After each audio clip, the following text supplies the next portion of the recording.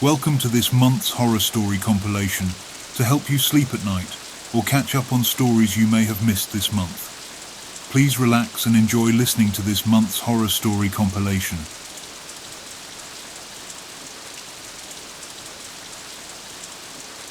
It was an ordinary evening, and I was driving home after a long day of work.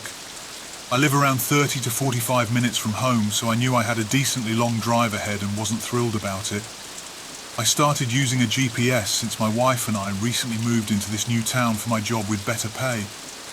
The GPS, with its British voice, guided me through the familiar streets, but then, out of nowhere, there was a construction zone, so I had to take the detour that was given. It suddenly took me on an odd route. At first, I figured I would hop back on the main road soon, but as I drove further, I realized I had entered an unfamiliar area.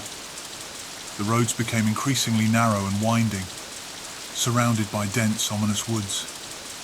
I checked the GPS again, hoping to find an alternate route, but it stubbornly insisted that this was the way to my destination.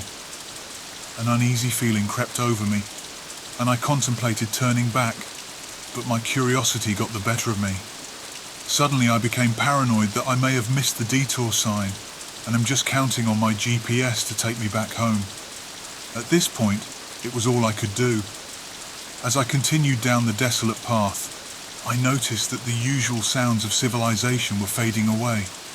There were no more streetlights, no other cars passing by, just an eerie silence that seemed to echo through the dark night. A chill ran down my spine, and I tried to shake off the growing sense of unease. Suddenly a flickering light appeared in the distance. Relieved, I thought it might be a gas station or someplace where I could ask for directions. As I got closer, I realized it wasn't a light. It was a piece of metal scrap that reflected off of my own car headlights. I started to notice the road was practically closed off with tree trunks and other objects. I've heard too many bad stories about this. I knew something sinister was about to happen if I did stop my car to push the objects off the road. As I got closer to the objects, I slowed down my car so I could turn around. Then all of a sudden I heard a scream as I was about to reverse my car. It sounded like a woman's cry for help. Every being inside my body told me to run, to drive off, that this was too dangerous and that nothing was adding up. I kept trying to scan the fields looking for the origin of that voice, when out of nowhere a figure approached my door. I hadn't noticed him walking up to my car because I was too distracted trying to find that screaming voice in the darkness. It was a man who motioned me to roll my window down. I still froze and noticed 3 more figures were starting to approach my car. I did a Paul Walker turn. I backed up my car as fast as I could and did a tight turn around, almost flipping my car, but with the grace of God I didn't, and headed back to my original direction. I asked Siri to change my destination to the police station instead and reported the incident. The cops didn't seem that surprised. Apparently it was the cartel that they have been trying to track down for months, but every time they go to the area that was reported, it was gone. After that night I researched other routes to go on in case one was obstructed due to construction or something like I experienced that night. I started to become familiar with the routes between my work and my home so that I never got confused again.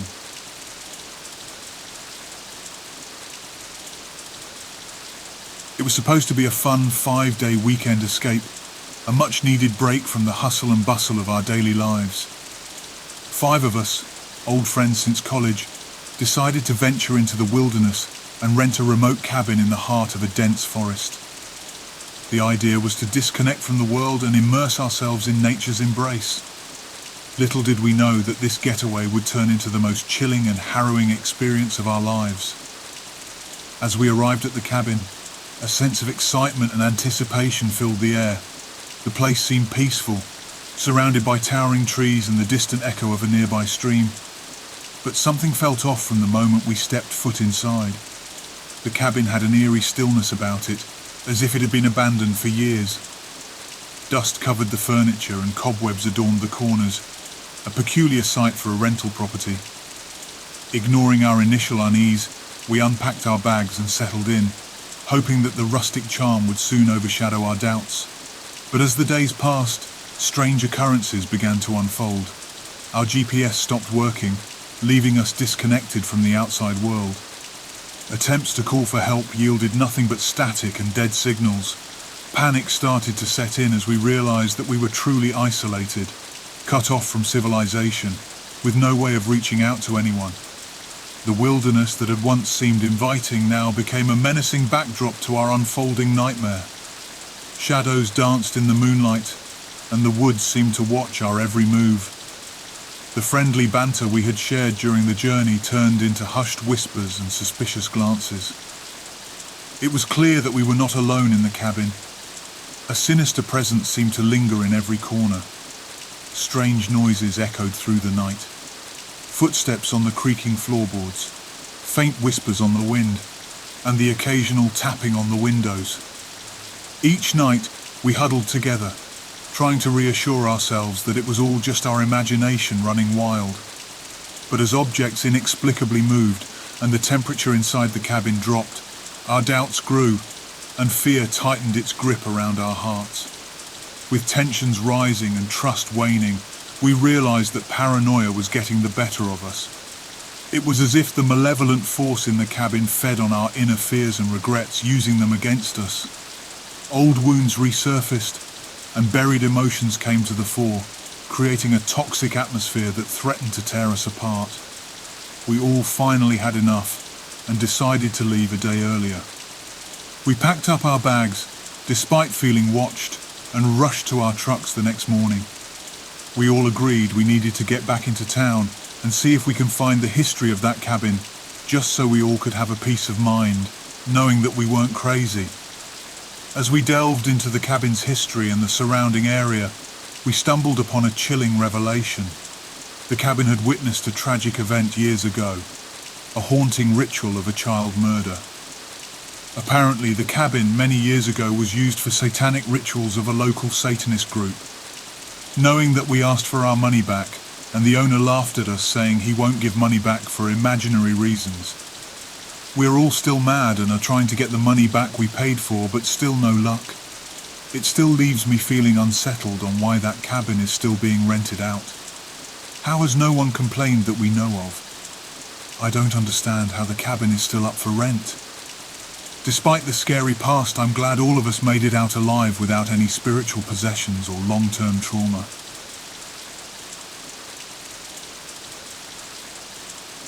It was supposed to be a relaxing late-night drive, a chance to clear my mind and escape the stress of daily life. At the time, I was a college student. I worked a long late-night job as a bartender, and it was the weekend, so I finally got the chance to go home and see my parents and pass out in my childhood bedroom. That was all I was looking forward to and could think about. The clock had struck midnight, and I found myself on a desolate road, far away from any familiar landmarks. I had taken a wrong turn, and now I was trapped in an eerie world of mist and darkness. The road ahead seemed endless, and the thick fog enveloped everything, making it impossible to see beyond a few feet. Each time I tried to turn my car around and retrace my steps, I ended up back on the same stretch of road. It was as if the path itself was playing tricks on me, leading me in circles, deeper into the unknown. A sense of dread washed over me as strange figures and apparitions appeared in the distance, their forms flickering in and out of the fog. I could hear faint whispers on the wind, ghostly echoes that sent shivers down my spine. I knew then that this was no ordinary road.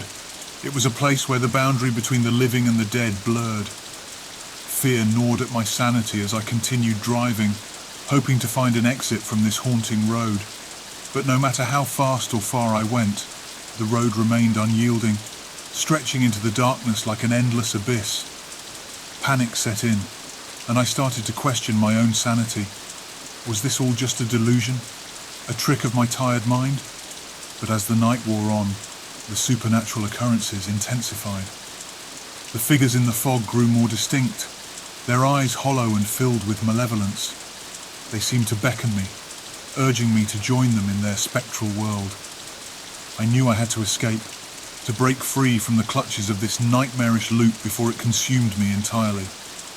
With my heart pounding, I mustered every ounce of courage and decided to sleep in my car. I love to camp, so I was fortunate enough to have some window blockers in my car since my parents' house is far away. I will sometimes sleep in my car just because I work so late.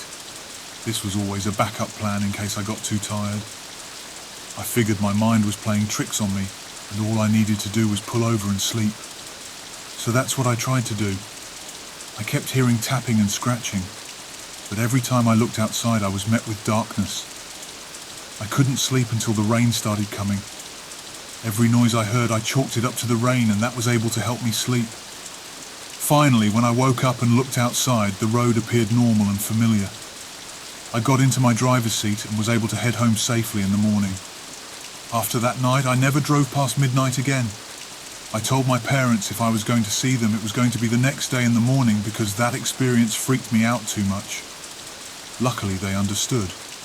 But to this day, however, I have no idea what that was, nor do I care to find out.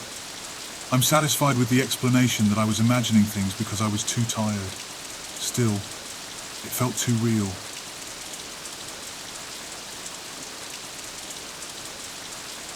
I had my first sleepover with my friend at my house one Friday afternoon.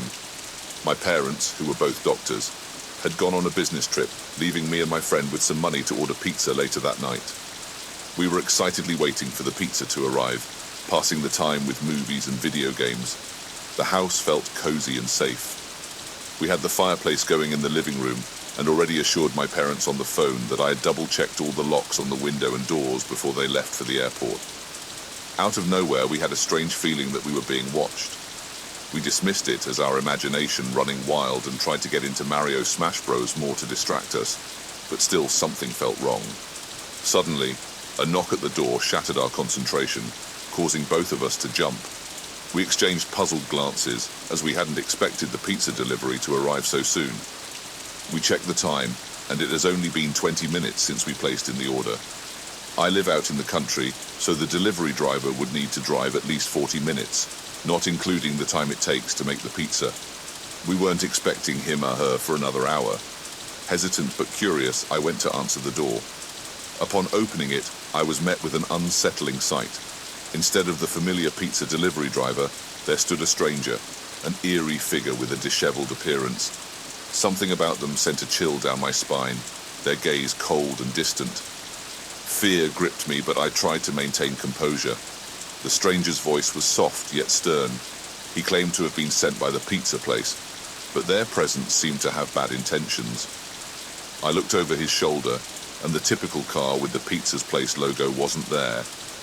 It looked like he was holding the pizza's box that came from the trash, as there were holes in it. An overwhelming sense of danger washed over me, and instinctively, I decided not to let the stranger in.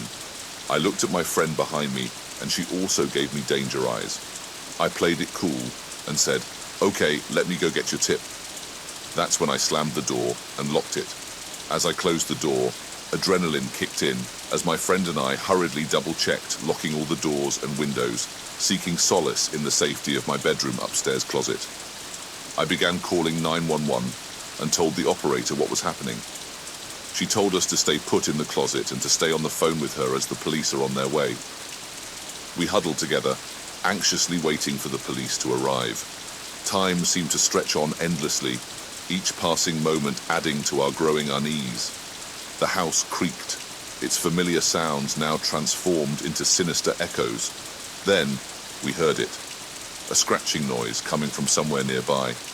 It was as if the person at the door was trying to find a weak spot to get into my home. We then heard another frightening sound, the back door handle being twisted. The guy started banging on the back door's glass window, trying to get in. Panic surged through our veins as we realized we were being targeted by an unknown intruder. I told the operator what was going on, and she reminded us to stay quiet and to not move. No problem, I thought. I'm already freaked out enough as it is that my bones felt locked in place. Suddenly, the scratching and door slamming stopped, which freaked us out even more, because now we don't know where the guy went or what he's about to do next. The weight of the unknown pressed upon us, amplifying our fear. We dared not move or make a sound, afraid to alert the intruder of where we're hiding. Minutes felt like hours until the sound of sirens pierced the night, signaling the arrival of the authorities. Relief washed over us as we heard the commotion outside, a glimmer of hope in the midst of our terror. The police thoroughly searched the premises, but found no sign of the intruder.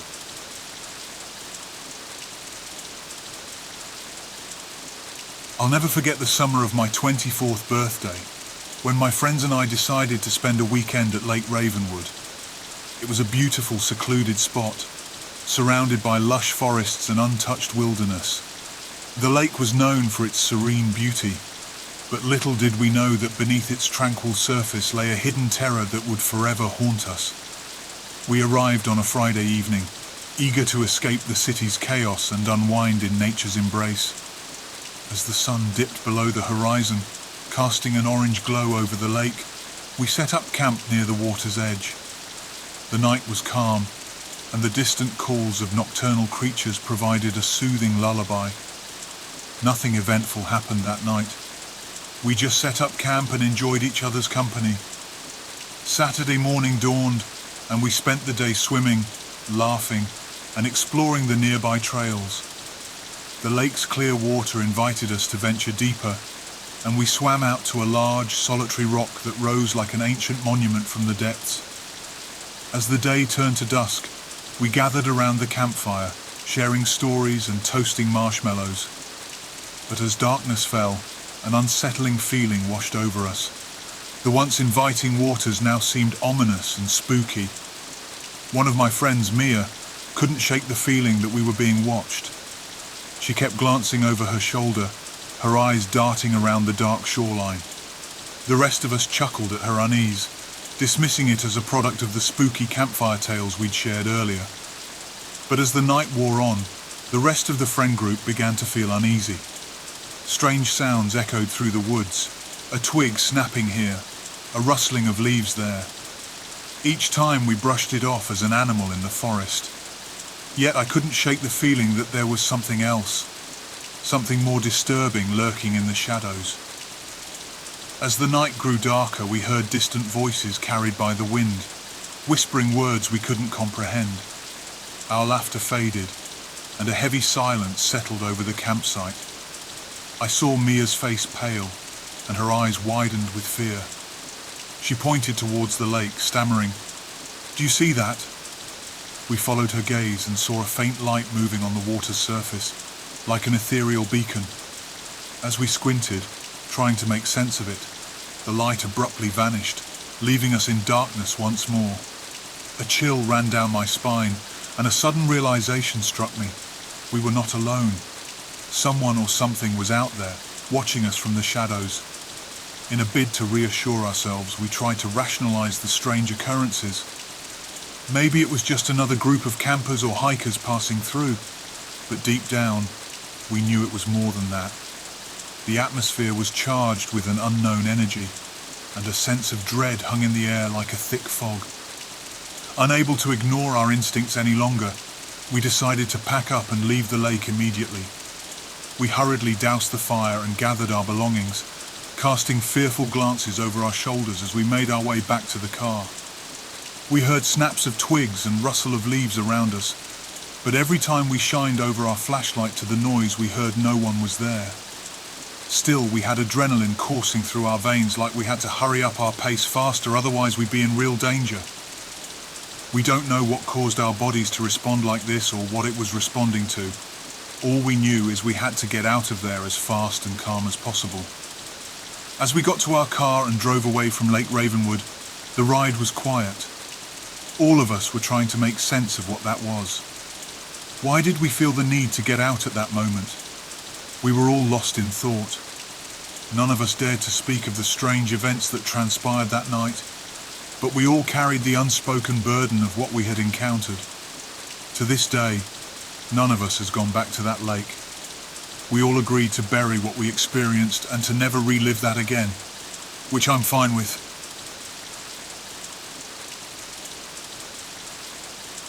In the fall of 2021, my college friend Lisa and I set off on a cross-country road trip. Our destination, a secluded cabin deep in the Colorado mountains, a much-needed escape from the hustle and bustle of everyday life. As night descended, we found ourselves driving through a desolate stretch of highway, surrounded by towering trees that seemed to close in on us. Our gas tank was dangerously close to empty, and we were relieved to spot a dimly lit gas station up ahead. The place looked old and eerie, with flickering lights casting eerie shadows on the ground. Despite the unsettling atmosphere, we had no choice but to stop and refuel. I parked the car near the pumps and got out to start filling up while Lisa headed inside to use the restroom and grab some snacks. As I pumped gas, I couldn't shake the feeling that we were being watched.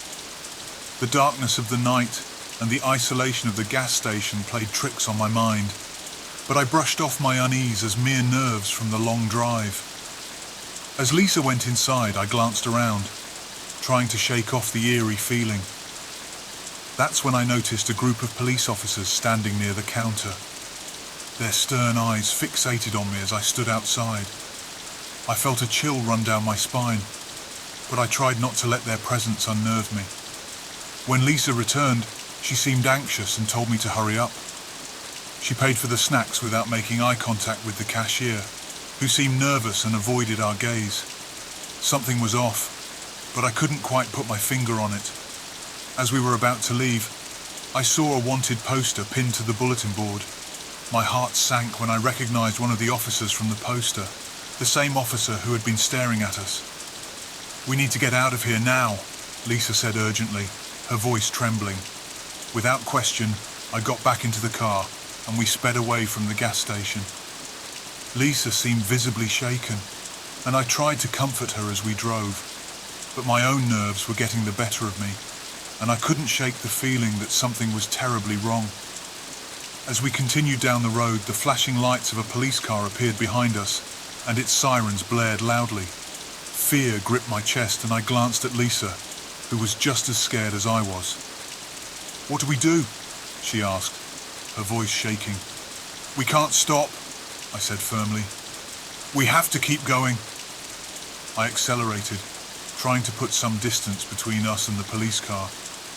But no matter how fast we went or how many turns we took, the police car stayed hot on our trail. In a desperate attempt to evade them, we turned off the main road and ventured into the dark forest. The trees loomed over us, and the darkness seemed to swallow us whole. I hoped the police car wouldn't find us in this remote area. With the engine and headlights off, we held our breath, waiting for any sign of the police car. Minutes felt like hours as we sat there in silence, the tension thick in the air. Finally, the distant sound of sirens faded away, and we knew the police car had left.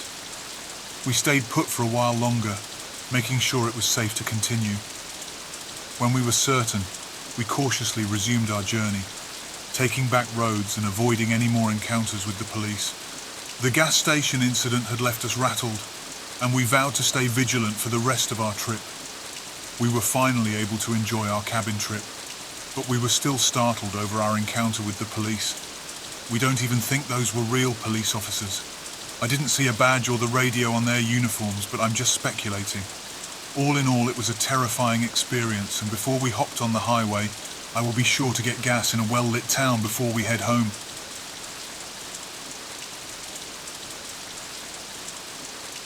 It was the end of summer. Myself and a group of old college friends decided to reunite at Blackwater Lake for a weekend of reminiscing and laughter. We had heard tales about the lake's haunting beauty and its mystical legends, but we were all too eager to escape the pressures of adulthood and relive the carefree days of our youth. As we arrived at the lake, the sun was beginning to set, casting a warm golden glow over the water. Excitement filled the air as we set up our tents and prepared for a night of reliving the good old days, drinking and stargazing. Little did we know that the tranquility of the lake would soon be shattered by something far more sinister. Saturday morning dawned with clear skies and a refreshing breeze. We spent the day hunting, kayaking and exploring the dense woods that bordered the lake. The wilderness seemed alive, with singing birds and rustling leaves creating a harmonious symphony. As the sun dipped below the horizon, we gathered around the campfire, eager to relive old memories and check in with each other. Laughter echoed across the lake, and the warmth of the fire with a cold beer was the perfect mix of a good night. As darkness descended, the atmosphere changed. The once jovial mood gave way to unease. Shadows moved on the fringes of our vision, and strange noises seemed to echo from all directions. We laughed nervously, attributing it to our imaginations. But as the night progressed, the unease deepened. A feeling of being watched permeated the air, and each rustling leaf sounded like footsteps closing in. My friend Alex, who was always the most rational among us, suggested it was just the result of an overactive imagination and the spooky setting. He reminded us that we came to the lake because it was supposedly haunted, so our unconscious minds are creating a spooky setting for us. As we continued sharing stories, a sudden gust of wind extinguished the campfire, plunging us into darkness. Our laughter turned to silence as we tried to relight the fire, but the wood refused to catch. A chill settled over us, and the once clear night sky seemed to cloud over. Amidst the darkness, I noticed a pair of red eyes in the woods. At first I thought it was a bug reflecting the light of our fire, but then I remembered. The fire is out. Fear gripped me, and I tapped my friend Jim, pointing towards the red eyes. His face mirrored my terror as we all strained to see what it could be. Then a low growl emerged, sending shivers down our spines. Again, Alex, the most rational among us all, whispered, "Whatever that is, coyote or not, it doesn't matter. We need to get the F out of here."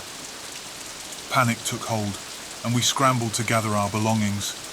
In our haste, we stumbled over each other, desperate to leave the lake behind. As we hurriedly packed up, the eyes suddenly vanished, leaving us in darkness once more. Fear fueled our retreat, and we made our way back to the car as quickly as possible. With each step away from Blackwater Lake, the sense of dread began to lift, replaced by an overwhelming sense of relief. None of us spoke about the strange events that transpired that night as we drove away. Each of us carried the unspoken knowledge that something unnatural had unfolded at the lake. Looking back, Alex and I talked about it for a brief moment. Whatever that was in the woods, it was territorial. It appeared to warn us to leave, or else we were going to be harmed. We felt that message without needing to be told. We may not like it, but sometimes you need to respect the native animals living in the woods. Coyote, wolf, whatever will be territorial. We have not gone back to that lake. I feel lucky we all made it back safely without any serious bodily injury. Next time we plan on going to a lake that we know and love with our limited vacation time.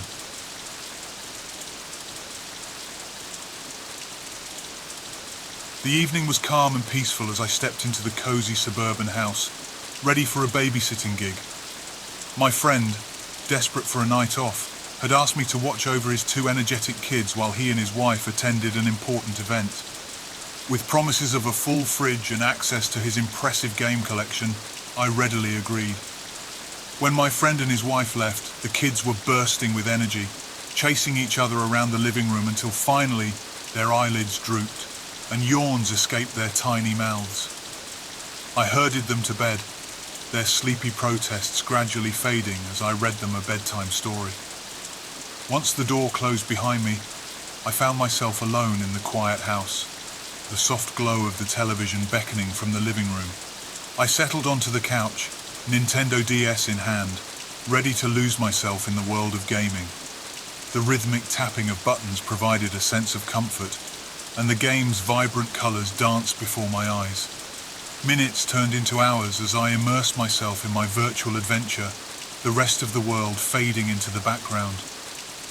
Suddenly, a shiver ran down my spine and I paused the game. The faint sound of footsteps echoed from somewhere within the house. Confusion clouded my thoughts. I'd just tucked the kids into bed, ensuring that they were both sound asleep. My initial assumption was that one of them had snuck out of bed and ventured to the basement, perhaps looking for a toy or a late-night snack. With a sigh, I set aside my DS and rose from the couch, determined to put a stop to their late-night escapade. The stairs creaked softly underfoot as I made my way to their rooms. Pushing open the door, I was met with the sight of two sleeping figures, their faces serene in the dim moonlight. I couldn't help but chuckle softly at the thought that my imagination had gotten the best of me. Yet, as I retraced my steps to the living room, a gnawing unease settled in my stomach. If the kids were fast asleep, then who, or what, had I heard? My heart quickened its pace, and I gripped my phone tightly, ready to dial 911 at a moment's notice. As if in response to my anxious thoughts, the sound of footsteps resumed, louder this time, echoing through the house like an ominous drumbeat. My breath caught in my throat, and I felt a bead of sweat trickle down my temple. With resolve, I made my way to the front door, my fingers trembling as I grasped the doorknob. Just as I was about to step outside and call the police, a gut feeling stopped me in my tracks. I couldn't leave without being certain that the kids were safe. I crept back upstairs, my heart pounding in my chest, and peeked into their rooms once more. The scene remained unchanged. Two peaceful sleepers, oblivious to the tension that gripped the house. Dread settling like a heavy fog, I dialed 911. My voice hushed as I explained the situation to the dispatcher. The seconds stretched into an eternity as I waited for the police to arrive, my ears strained for any further sounds from the basement. The wailing sirens were a welcome relief as they pierced the night air, their cacophony breaking the silence that had become almost unbearable. With a sense of both fear and anticipation, I guided the officers to the basement, their flashlights cutting through the darkness. What they uncovered sent chills down my spine. In a cramped, hidden corner of the basement, a makeshift living space had been carved out, a nest of blankets, discarded food wrappers and personal belongings. In a huddled, shadowy corner of the basement was a disheveled man, eyes wide with surprise and desperation. It turned out that an intruder had been living in the house's basement for some time, lurking just out of sight while I had been upstairs, oblivious to his presence. The revelation sent shockwaves through the quiet neighborhood, a stark reminder that danger could lurk where least expected. As the police took the man into custody, I met his eyes. The brown pupils filled with hatred caused me to panic, but I managed to get myself together. The parents were very grateful to me for saving their kids. They felt really bad I had to go through this. I'm just glad nothing happened to the kids, and that everyone was okay. I stopped babysitting after that because that night just scared me too much. I know that's a cowardly thing to say, but I just don't want to experience that again.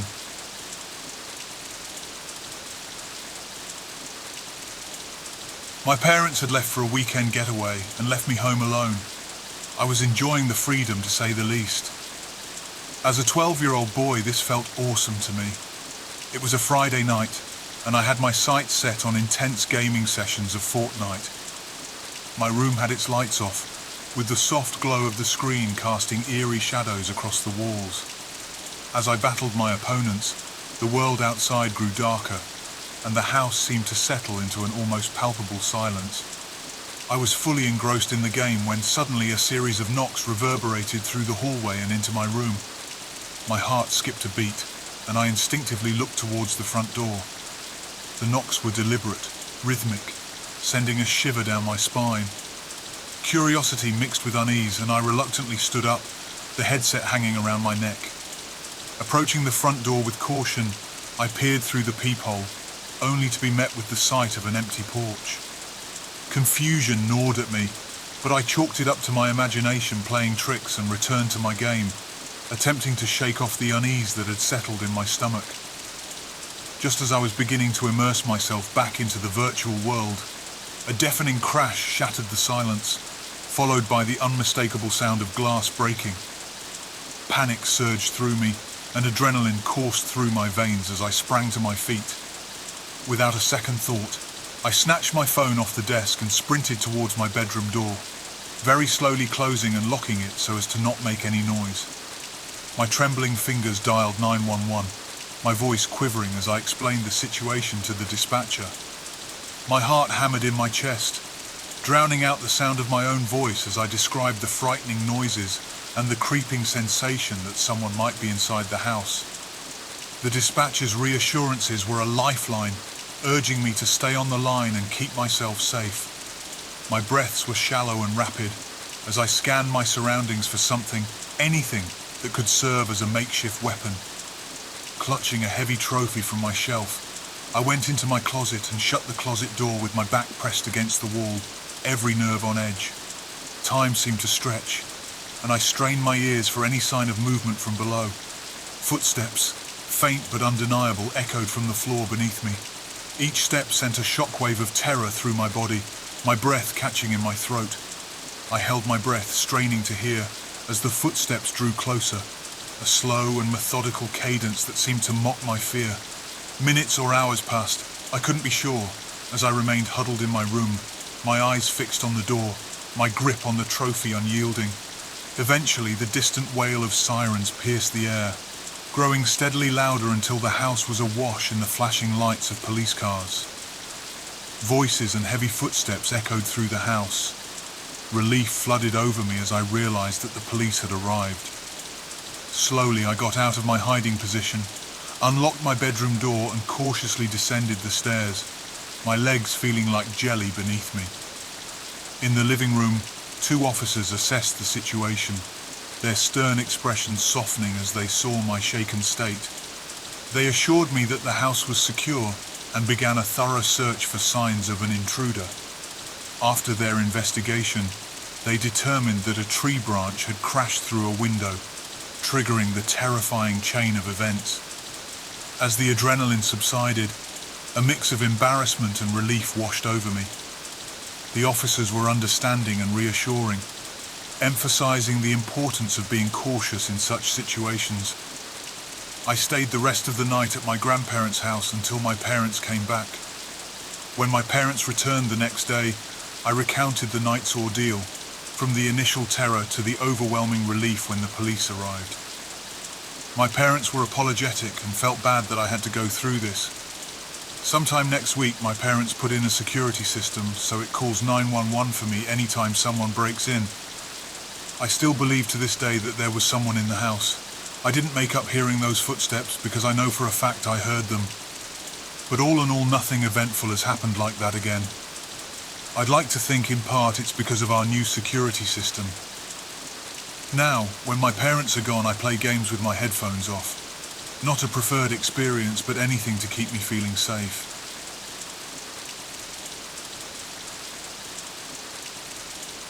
It was a Friday afternoon when the school bell rang, signaling the end of the week, and my friend Jake and I excitedly planned a sleepover at my house. To put some things in perspective, we were in middle school at the time one of the scariest events in my life occurred. As we walked home from school, our backpacks heavy with books and papers, our laughter echoed through the air as we talked about ridiculous teachers and other students. As we walked down our usual path, I noticed a shadowy figure trailed at a cautious distance, blending into the surrounding trees. I caught a glimpse of the man from the corner of my eye and nudged Jake. "Do you see that guy?" I whispered, my heart starting to race. Jake squinted, his expression turning serious. "Yeah, let's lose him." We picked up our pace, weaving through the streets in an attempt to lose the stranger. Once we finally reached my house, we looked behind us and didn't see the creepy man. So we just brushed it off as an annoying encounter with some creep. The evening unfolded like any other sleepover. My single mum welcomed us with warm smiles and pizza. We all laughed and ate together as she asked how our school day was and if we had any plans for the weekend or if we had any homework. After we ate, my friend and I started playing Fortnite in my room. I had an extra PS4 console that I let my friend Jake play so we could do a duos match together as I used my gaming computer. Time flew. It was approaching 10 p.m. at night when my mum came upstairs to kiss me goodbye because she had a midwife emergency. With the house to ourselves, Jake and I eagerly launched into another intense gaming session. Time flew by, and we found ourselves in the top 5 of Battle Royale, deepening the thrill of the moment. Abruptly, the room plunged into darkness. The TV screen blinked out, and the room was filled with our startled shouts. "What's going on?" Jake's voice demanded, mirroring my own frustration. I fumbled for my phone, using its flashlight to pierce through the darkness. "Maybe it's just a power outage," I suggested, trying to sound brave despite the unsettling circumstances. But a sinking feeling gnawed at my gut. as a chilling realization washed over us. The man, the one we thought we'd left behind, had followed us home. He had been lurking in the shadows, waiting for the right moment. I wanted to seem brave, so I used my phone's flashlight to go downstairs, and before I made it all the way down, I began to hear knocking at the door. Suddenly a big knot appeared in my stomach as I was so nervous I wanted to throw up. I looked outside the peephole and it was the same man that followed us home. "Found you," he said in the most creepy voice I've ever heard, his malevolent grin illuminated by the pale moonlight filtering through the window. Adrenaline surged through our veins, pushing us into action. I checked for what seemed like the 10th time that the door was locked. I asked my friend to help me check all the windows and back door to make sure it was locked. We scrambled to our feet and raced toward each entry point of the house, checking.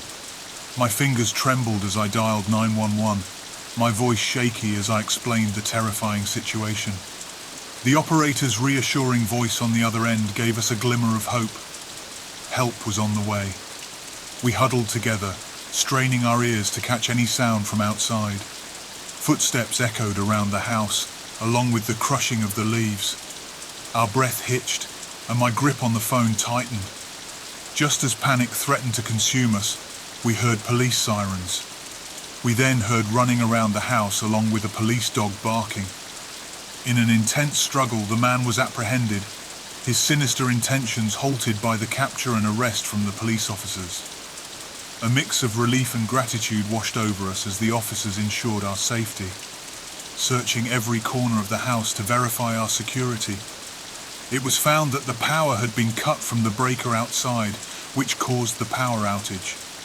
As the adrenaline subsided, a wave of exhaustion washed over us. My mum finally arrived, tears of relief streaming down her face as she enveloped us in tight embraces. Life slowly returned to normal, but the memory of that night lingered.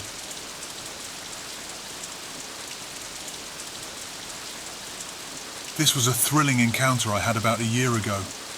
I was living in Barrio Logan in San Diego at the time. My place was the side entrance of a duplex, and the house was right next to a park.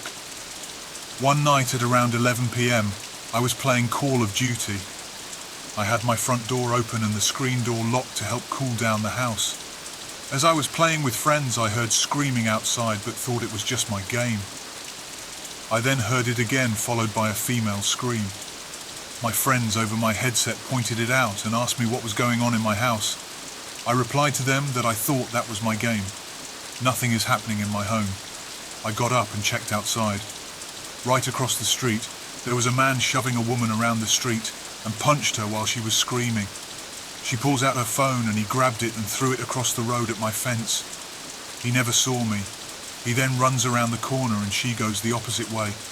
I run out and catch her around the corner and try helping her out.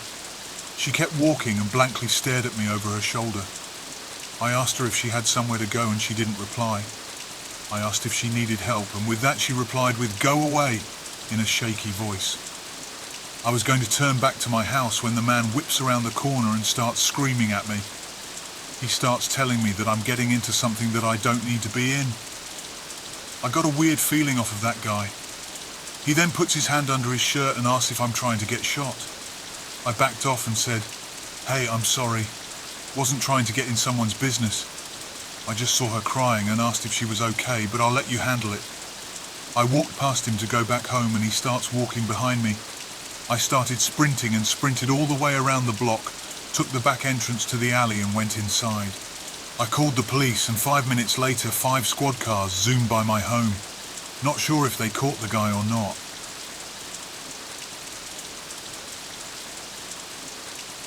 This is my only paranormal experience that I cannot rationalize.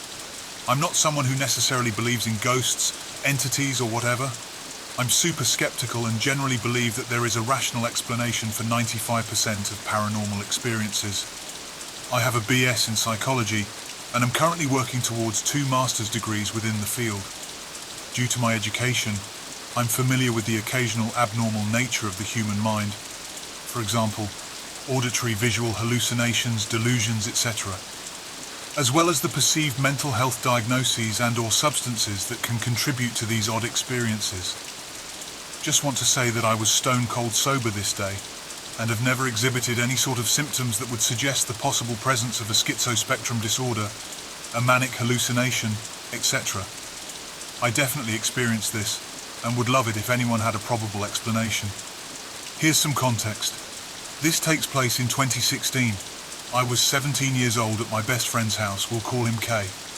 Just want to preface that weird stuff frequently happened at his house. It was a really old house. The weird shit includes very loud and prominent footsteps, almost stomping, when no one else was home. His dog suddenly becoming aggressive and barking towards empty random areas of the house, the shower turning on by itself. And on one occasion there were wet spots of bare footprints leading from the shower into the basement with no explanation. Regardless, I chalked these occurrences up to whatever rational explanation I could come up with at the time. Old house, lying, forgetfulness, stuff happens, etc. His family even found this weird room storage area under a trap door near his kitchen. It was a dirt floor area, probably a 6x6 area that was only 5 feet in height. You had to crouch while in it. They found a cot next to the concrete wall, which had tally marks drawn in chalk, along with some mounds of dirt and trash. They only opened it once and took pictures of the area, because it was creepy as F and they had better things to do. If I can find the pictures, I will attach them to this post. So here's my experience. It was around 6 p.m. or 7 p.m, and I had walked into Kay's house. No one was around, and I began to holler for Kay to let him and his family know I was there. There was no response, but I could hear Kay talking to his mother in the laundry room clear as day. The room was down the stairs into the basement, to the left and back. His room was in the basement to the right and back. The whole basement area is a sort of U-shape, with 2 separate rooms. I walked down the stairs and loudly announced that I am here. Still no response. I can hear their conversation get louder since I am in a closer proximity. 2 distinct voices which are clearly Kay and his mum discussing regular things, school, work, etc. I decide to let them finish up their conversation and walk into his room to the right. Nothing is out of the ordinary. Their conversation continues in the other room, loud and clear. I stand alone in his room for a full minute or so, checking my phone. Then something weird happens. Their conversation just stopped. Not like a natural conclusion to a conversation, but like mid-word sentence stopped. As if someone suddenly paused their conversation like a movie with a remote controller. I remember this aspect excruciatingly clear because of how unnatural, artificial it sounded and felt. After it stopped, I immediately felt the most deafening silence. My hairs stood straight up and my stomach felt heavy. I loudly called out for Kay, then for his mum multiple times. No response, just the heavy silence. I kept calling out their names and walked to where I could see the laundry room. There was no one. I was completely alone in the basement. Something felt extremely wrong. My fight or flight kicked in and I bolted my butt up the stairs as fast as I could. I could feel my heart pumping in my throat. I frantically and quickly searched the house until I found Kay in his sister's room. I immediately asked him if he had been downstairs talking to his mom. He replied that he hasn't been downstairs for the past few hours, and that his mum was out of the house running errands. Hearing that made my stomach drop to the floor and my skin crawl. Who or what have I heard then? I couldn't make sense of it. I thought he was messing with me. After a while of interrogation, he assured me he hadn't been in the basement. His mother was definitely not in the house and hadn't been for over 2 hours. It took me a while to be able to go downstairs again at his house, but that was the last and only time this ever happened to me. So what happened? If anyone has any possible explanations, or if you've somehow had a similar experience, please let me know.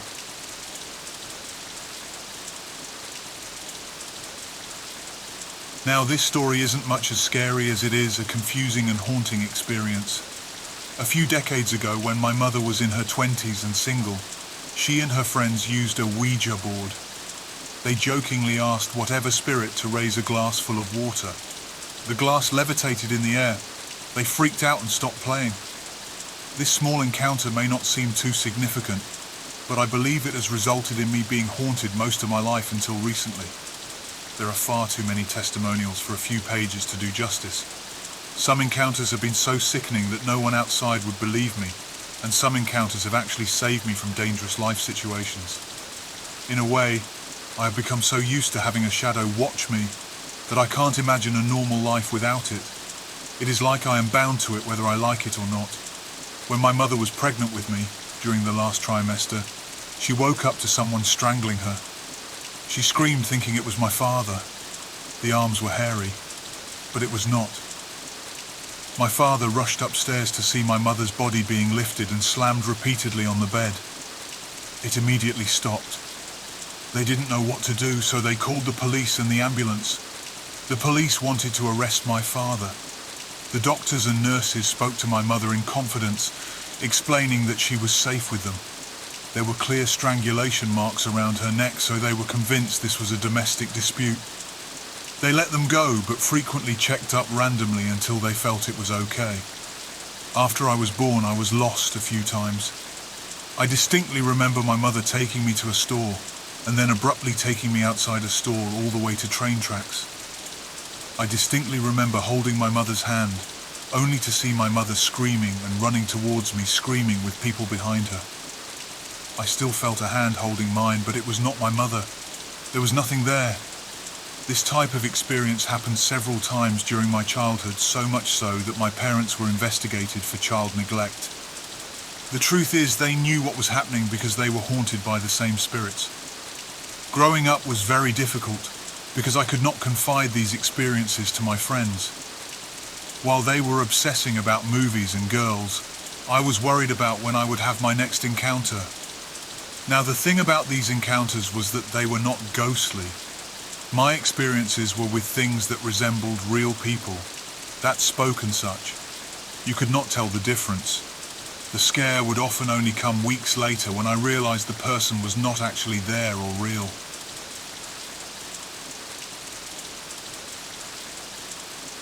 About 6 to 7 months ago, my family moved to this house in Maine that was built in 1986.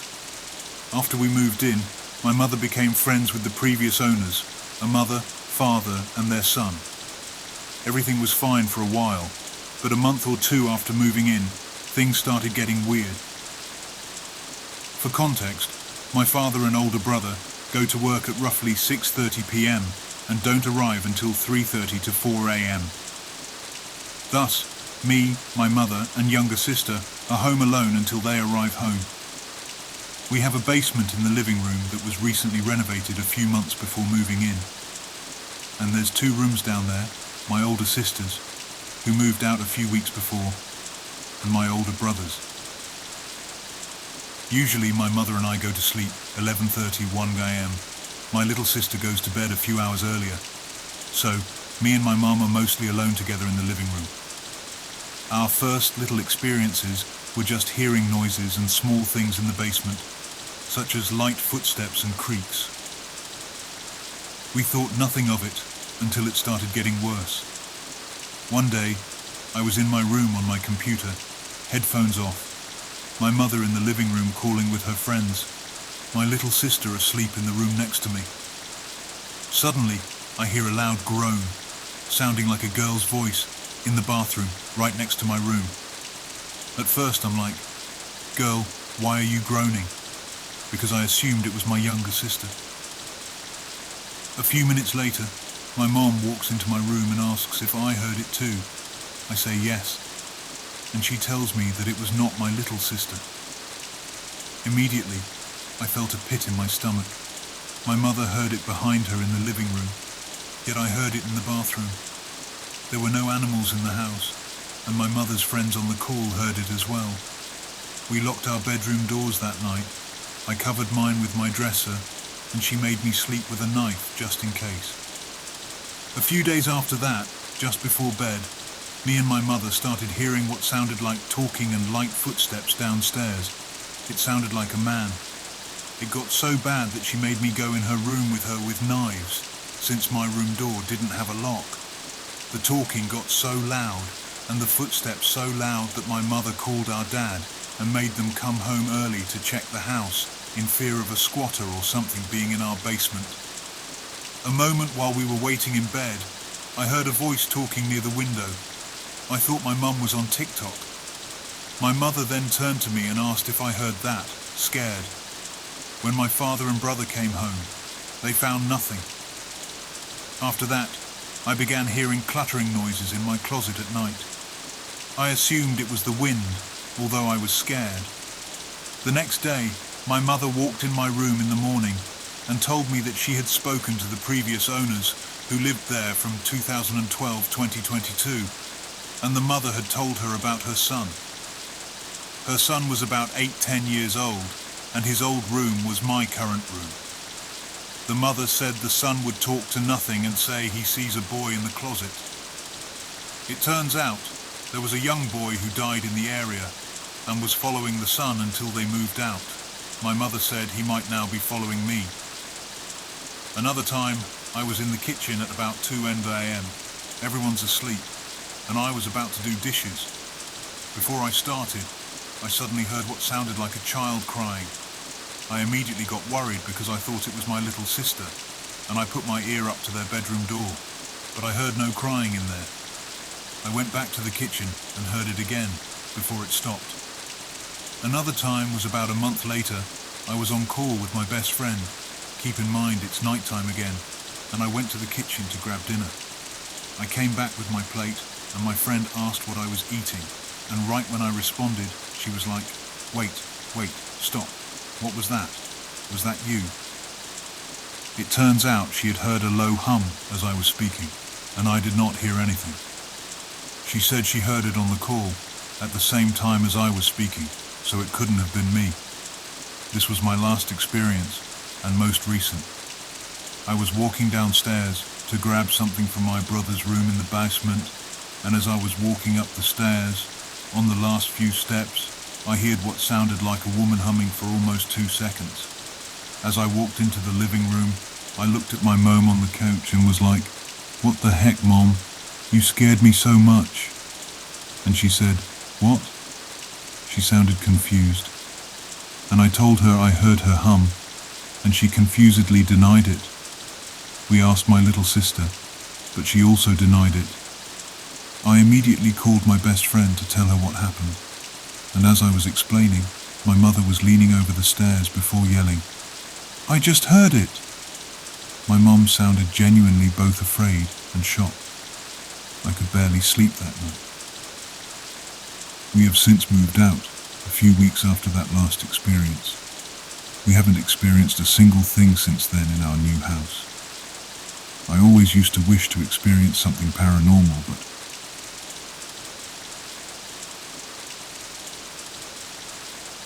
It was September in central Ida to the mountains, and with it bow hunters looking for mountain goats. My cousin, let's call him Vern for anonymity's sake, is an avid hunter. He's been all over North America hunting various game, bears in Alaska, wild hogs in Texas, bighorn sheep in Wyoming, but his favorite hunting area was the Lemhi mountain range in central Idaho. Our extended family has been hunting in those mountains for generations. We know every river bottom and mountain peak like many people know their own neighborhoods. Mountain goats are a fascinating animal to hunt. They live well above the tree line in rocky environments. They are sure-footed and can climb near vertical slopes. Hunting these animals requires one to venture into these dangerous areas. You have to be mindful as you pursue an animal like that. One wrong step on a rocky slope or one loose rock could mean you're not going home ever again. Vern was an expert mountain hunter. It's something he was born to do. Vern decided to hunt in the Hayden River area of the Lemhis. It's a familiar spot to most locals, and the area is home to plenty of mountain goats. The first mile of Vern's hike was uneventful as he climbed up the canyon. The sun was just peeking over the mountains when Vern came to a small deer trail. He decided it might be a nice shortcut from his usual route and took it. A few hundred feet up the trail, he saw something odd pop out from behind a tree. It was a man. He was dressed in a light denim coat and jeans and was carrying a small backpack. My cousin stopped for a second to get his bearings, unsure of where this guy came from. The man waved at him with both arms. One of them was holding an older-style hunting bow. Acknowledging him, Vern waved back. Although the man looked to be physically fine, it was clear he was emotionally distressed. He yelled out something my cousin couldn't quite hear and waved his arm, indicating my cousin should follow him. Vern didn't get any bad vibes from this man and could tell he was genuinely in need of some help. He began to make his way up the canyon, following this mystery man. Vern could never gain any ground on this guy. He was always just far enough away that he couldn't talk to him. Periodically, the man would stop, turn towards him to make sure Vern was still following. Every time he looked back, Vern could see the worry in his face. My cousin did his best to remain calm and keep a smile on his face, unsure who or what he was being led to. It was peculiar, Vern thought as he hiked. He hadn't seen any other vehicles on his drive up to the trailhead. Perhaps he came in from over another ridge. What could he possibly be leading him to? He figured one of his hunting party had been hurt and needed help. Of course, he wouldn't have had to speculate if the man would just stop and talk to him for 5 minutes. Vern lost sight of the guy just past a turn in the trail. The trail opened up into an incredibly steep, rocky talus slope. He looked in every direction and could not locate the man when he heard a whistle. Looking up, he saw the guy about 500 feet up the rocky slope waving at him. There was no possible way he could have gotten up that far in just the short time Vern lost sight of him. He still didn't feel any fear or weariness about this weird situation. The man was waving more frantically now, practically begging Vern to follow him up the slope. With a sigh and a grunt, he started up the rocks. It was slow going. Every other step caused a mini rock slide and would cause him to continually lose his footing. Huffing and puffing on the cool, thin air, my cousin eventually made it to a small landing. It had taken him almost 45 minutes to get to that spot where he saw the man from below. There was no earthly way anyone could have done that scramble uphill any faster. Totally exhausted and out of breath, Vern sat down on the stone landing. He looked around and couldn't see the man anywhere. As he scanned his surroundings, he saw something odd poking out of a boulder about 20 feet away from him. Walking over to it, he found a weathered boot. 2 boots, actually. Inside those boots and under the boulder as well were bones. Vern looked around once again for the man, but he never saw him again. Instead of feeling eerie or unnerving, Vern felt a sense of relief wash over him. These emotions weren't his own. He marked the spot with his GPS and decided to make his way down and call the authorities.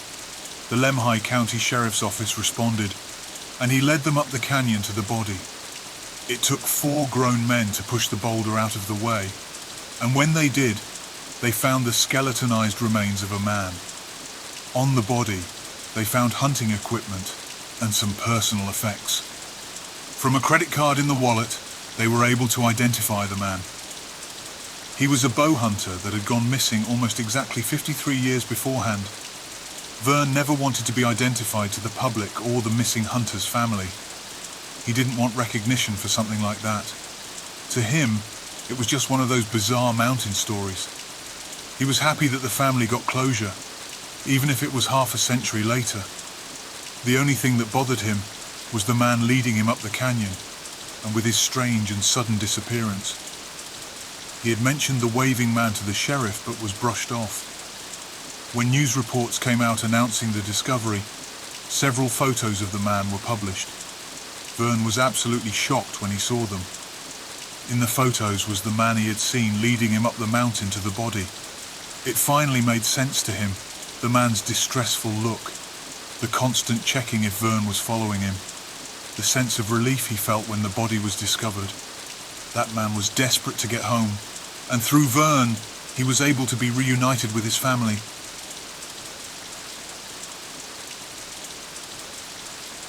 This is a true story, and I've been kind of obsessing over what happened out there. I'll try to keep it as brief as possible without leaving out key details. My wife's Uncle Jay bought some land just north of Spokane, Washington with a friend of the family, Kay.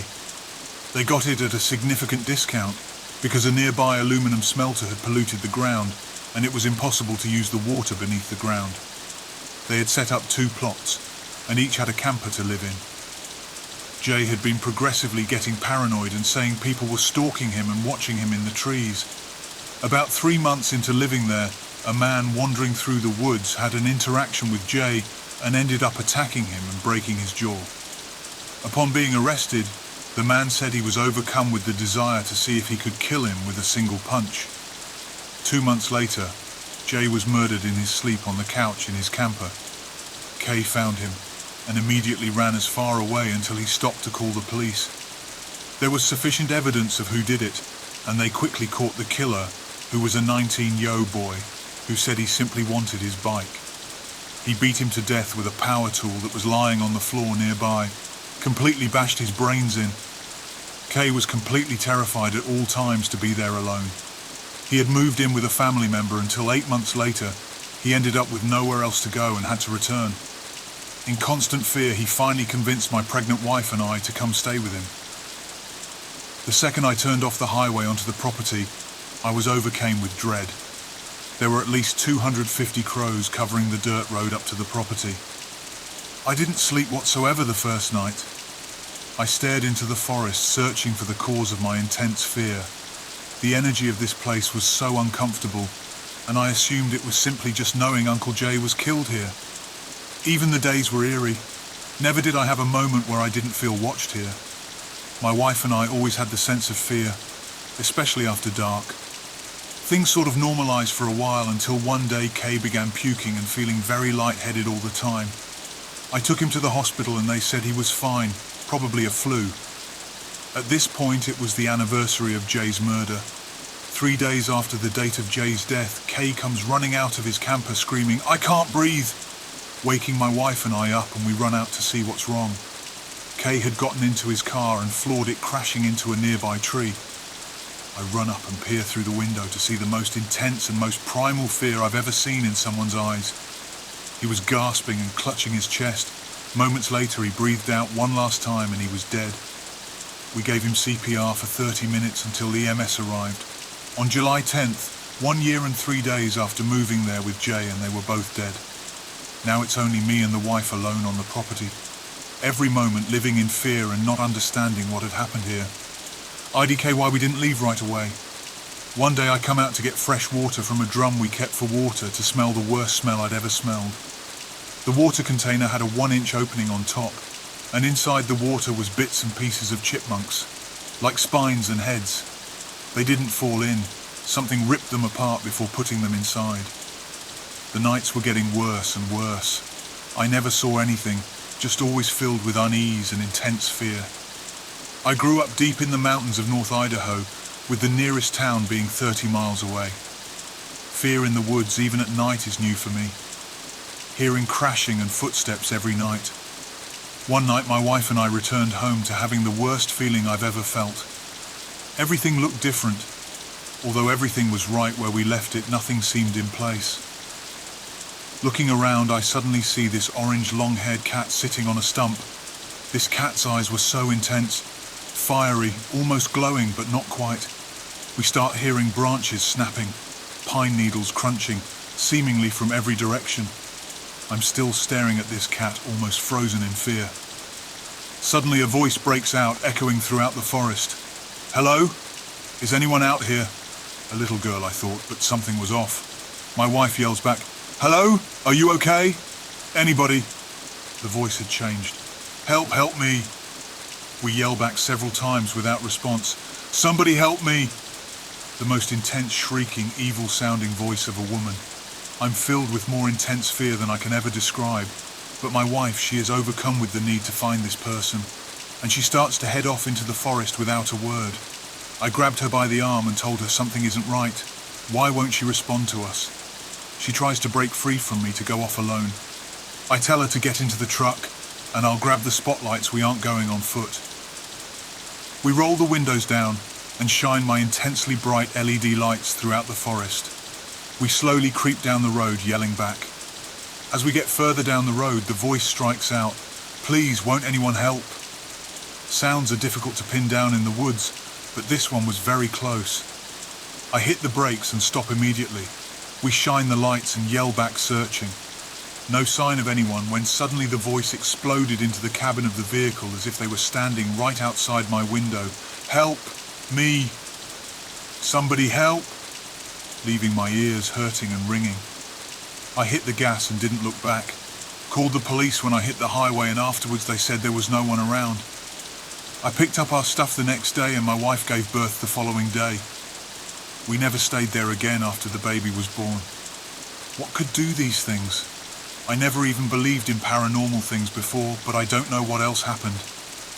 Edit. We had all been blood tested while living there, as well as non-toxic metal levels on either autopsy reports. As simple as it seems, nobody had any poisoning whatsoever, which makes our experience that much more haunting.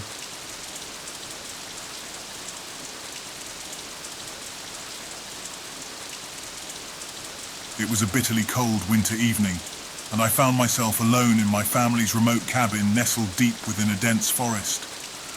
My parents had left for a last-minute emergency, leaving me to fend for myself.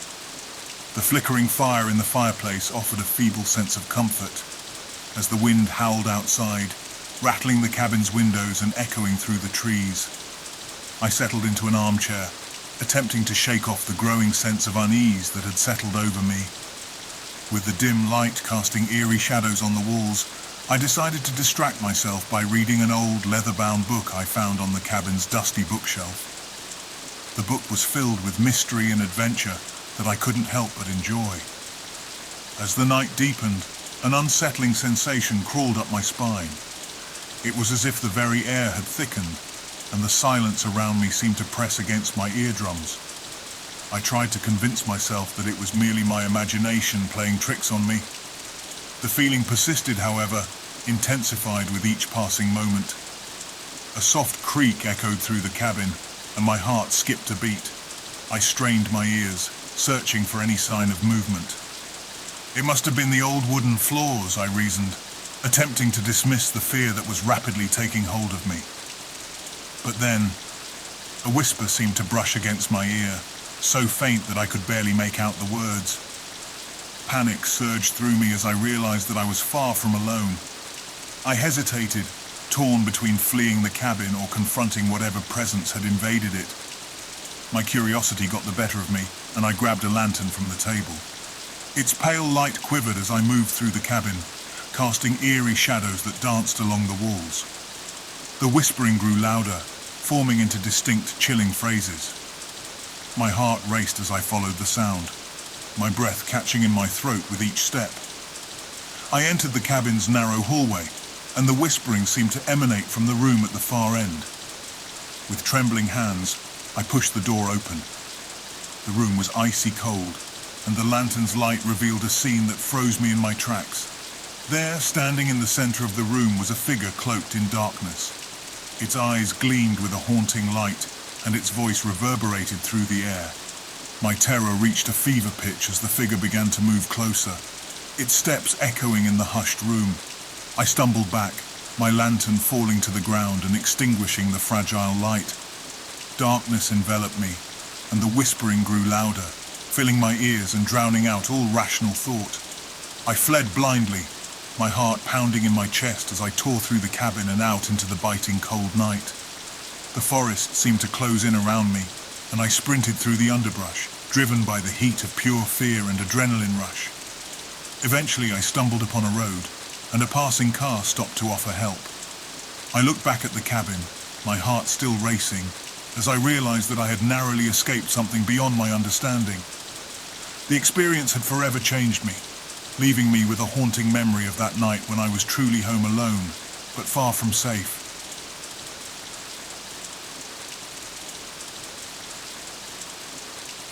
It was a stormy night, rain tapping relentlessly against the windows as lightning briefly illuminated the darkness that surrounded my home. My parents had left for a weekend getaway, leaving me alone in the house. The solitude was both comforting and unsettling, a mixture of freedom and unease that settled deep within me. I tried to shake off the growing feeling of unease by distracting myself with a movie marathon, the flickering screen casting eerie glows on the walls. The storm outside seemed to intensify, the wind howling through the trees like a chorus of unseen spirits. Each thunderclap felt like a reminder of my vulnerability in the vast expanse of the night. As I settled into the couch, attempting to drown out the storm's symphony with the sounds of the movie, a sound that didn't belong to the storm reached my ears, a soft creak from upstairs. I paused the movie, my heart racing as I strained to listen. Perhaps it was just the old house settling, I reasoned, though I couldn't shake the feeling that something was off. The minutes ticked by, each one feeling like an eternity as I sat there, my ears attuned to the smallest sounds. Then, the creaking returned, more pronounced this time, followed by a distinct thud. Panic gripped me as I realized that the sounds were coming from within the house, not just the result of the storm. Fear and adrenaline surged through my veins as I grabbed my phone, ready to dial the police if needed. I crept toward the stairs, my footsteps barely making a sound on the carpet. Every fiber of my being screamed at me to flee, but a mix of curiosity and determination kept me moving forward. Each step felt like an eternity, the darkness of the hallway upstairs seeming to swallow me whole. I clutched my phone tightly, using its flashlight to navigate through the inky blackness. The storm outside cast fleeting shadows that danced across the walls, creating an unsettling symphony of movement. A low, guttural sound echoed through the hallway, freezing me in my tracks. My breath caught in my throat as I strained to listen, my heart pounding so loudly that it seemed to drown out the storm. And then I heard it. Footsteps, slow and deliberate, as if someone were intentionally making their presence known. Terror rooted me to the spot as the footsteps drew closer, each one sending shockwaves through my body. My mind raced, trying to make sense of the situation. Was it an intruder? A trick of my imagination fueled by fear? I had to know. Summoning all my courage, I continued down the hallway, the flashlight beam shaking in my trembling hand. As I rounded the corner, the light fell upon a figure, hunched over and facing away from me. A chill ran down my spine as I realized that there was indeed an intruder in my home. My voice trembled as I shouted, "Who's there?" The figure slowly turned, revealing a face obscured by shadows. For a heartbeat, the world seemed to stand still, and then the intruder lunged toward me with a chilling, guttural growl. Instinct took over, and I turned and fled, racing down the stairs with the intruder's heavy footsteps close behind. Adrenaline fueled my escape as I burst through the front door and into the stormy night. The police arrived shortly after, but the intruder had vanished into the night, leaving behind muddy footsteps up the stairs and throughout the top floor. The police found the break-in happened at the top floor windows and assumed he climbed through the tree to get to it. So when you're alone, it's important to check that the windows on the top floor are locked too. I never thought anyone would be able to get into it until it was too late. The house, once a sanctuary, now held memories of that haunting night when I was home alone and faced a terror that was all too real.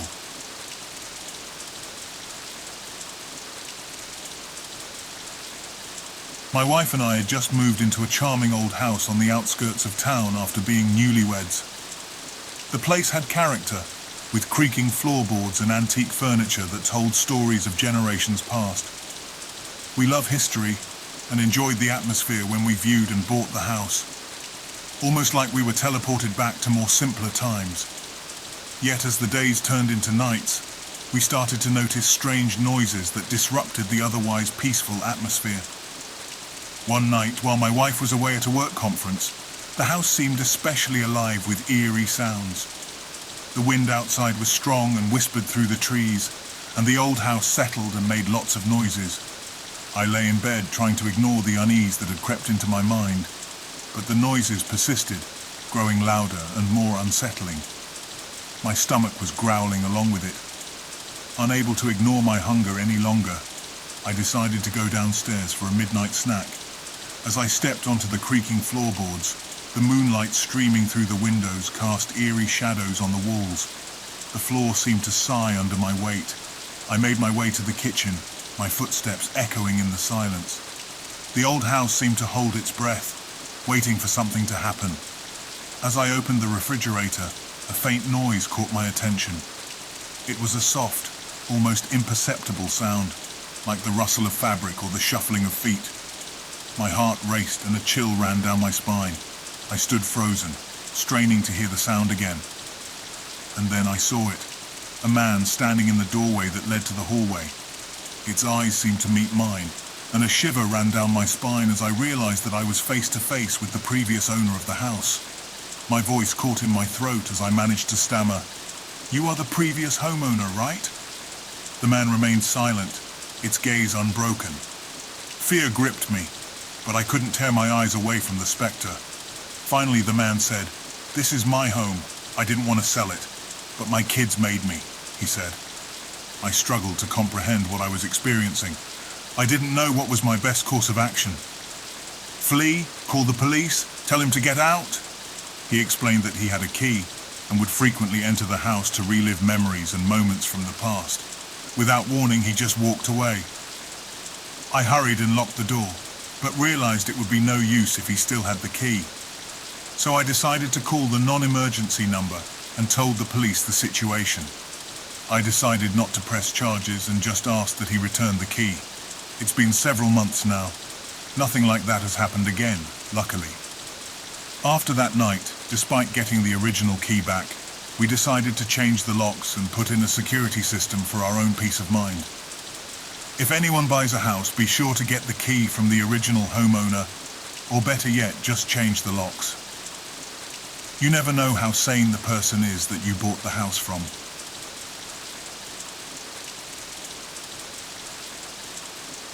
I grew up in a rural part of Maryland, the kind of place where everyone knows everyone within 10 square miles, and it took 30 minutes to get to the nearest department store. Our house was positioned between a cornfield and a forest.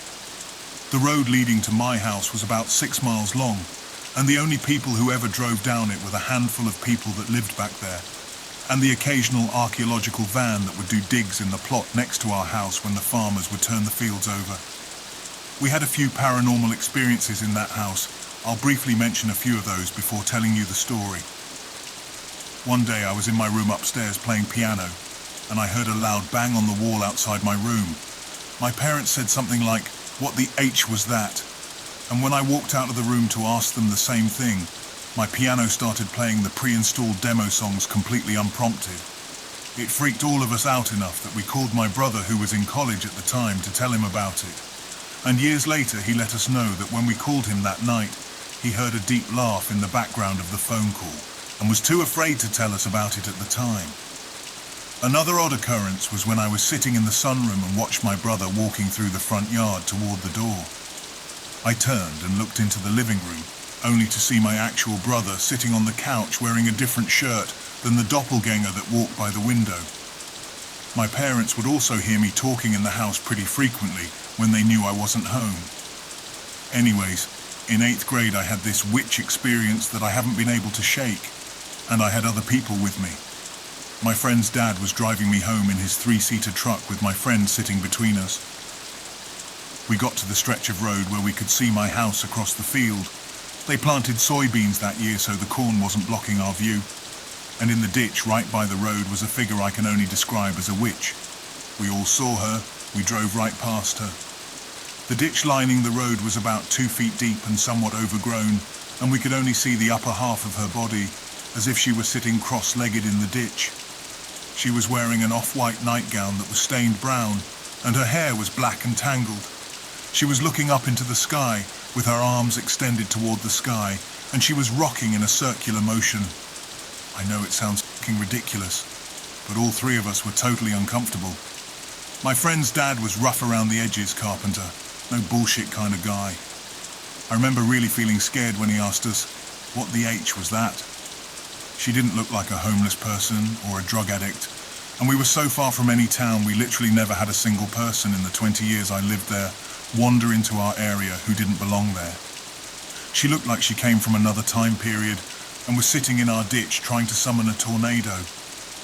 When we got home, my friend's dad walked us inside, which he didn't normally do because my parents didn't socialize with my friend's parents.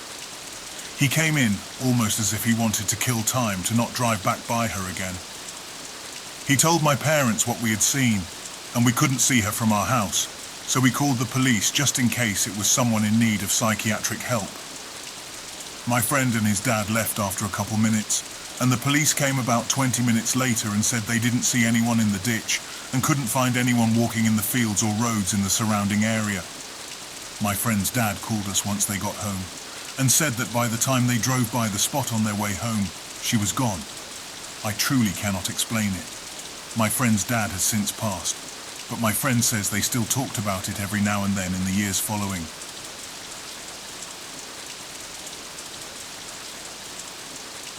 For context, at the time I was 17 and living in Denver, I may have experienced a skinwalker encounter. Let me know what you think. It was during the summer and took place in my parents' cabin in rural Colorado, outside of Estes Park in a wooded area with the nearest people being 7 miles north. It was summer, and as a teenager that has nothing to do, my mum encouraged me to drive out to our underused cabin in rural Colorado. Before I left, my girlfriend texted that she wanted to come over to my house, so I invited her to the summer home. She planned to leave before night. The drive to Denver from the house is not short, but that night she would not be doing so. We brought 2 cars, her, a minivan, me, a Ram. We spent time walking outside or watching TV and such. By the time 6 p.m. rolled around, I decided to stay the night, and my girlfriend was going to leave in a few minutes, so I told her, "You can leave whenever, but right now I'm going to grab pillows from my truck." The cars had to be parked a quarter mile up from the house, so I began my walk, got to the car, grabbed my pillows, walked back, and saw my girlfriend absolutely distraught. She was walking for the door a minute after I left to catch up to me, when at the door she told me I heard a light scratch. Then apparently she heard in my voice, "Hey, open the door and let me in." Luckily, my girlfriend is very paranoid and decided to look through a window to see me walking down the road oblivious and nobody at the door. I'm confident that neither of us were under the influence and we were both sober. But that is only the first of 2 encounters. Both of us were freaked out by this, so we closed windows and doors and slept through the night completely fine. She left quickly at around 8 a.m. and I was left alone. I decided to stay because I was actually enjoying the freedom of being alone until it came to an end when I returned to the cabin. After entering, I crossed the large room to sit on the couch. When I kid you not, I hear my girlfriend at the door sounding distraught, saying, "Open the door. Oh, please, please open the damn door," accompanied with scraping sound on the concrete path. I called out and said, "What the hell is going on?" I heard a reply in my own voice. "Open the door. Don't be a fool." I locked myself in the bathroom and called my dad to come over. I stayed in the bathroom until he got to the cabin, and I told him everything. I don't know if he believed me, but the next day we left immediately.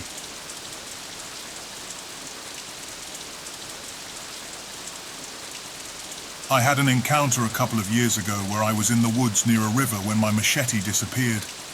Moments later it appeared next to me, back in its sheath, as if from nowhere. So I went on a hike at this nature preserve, and when I reached the end, I was at this river. It was a peaceful spot, but not the most amazing spot I have ever seen. I went to leave back towards my car, and after about a quarter of a mile I heard what I thought was like a girl giggling.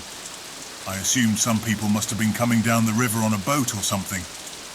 When I looked over my shoulder, I noticed that my machete was gone, but the sheath was still firmly in my backpack.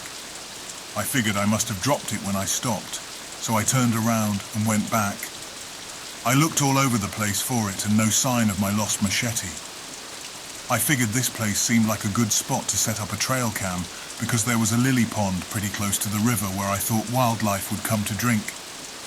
As I walked to the side of the trail, the sheath of the machete suddenly falls to the ground, and I leave it there, grumbling under my breath that I must have lost the machete earlier on in the trail and just didn't notice. I removed my backpack and kneeled down to get the trail cam out when I think I heard someone giggle again, and I stood up with the camera and stop in my tracks, because as I go to turn around, I notice that my machete is back in its sheath, and is sitting right next to my pack. Now I had left the sheath on the ground several feet away when it fell out, and I had no idea where the machete itself was, and now it was suddenly back. I'm like 2 or 3 miles away from my car.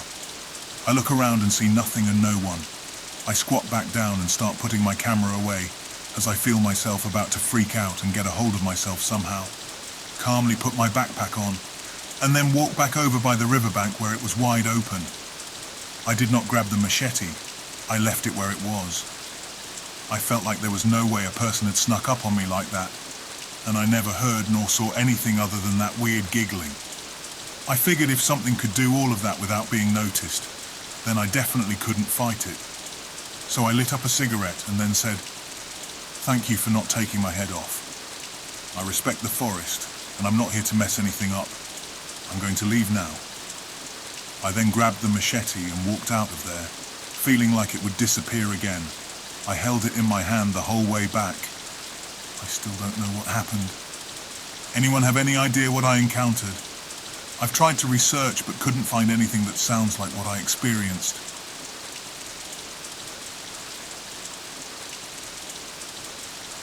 For some context, I live in northern Utah. About 2 weeks ago, me and my 2 friends were bored around 2 a.m. and decided to go for a walk to the park in my neighborhood.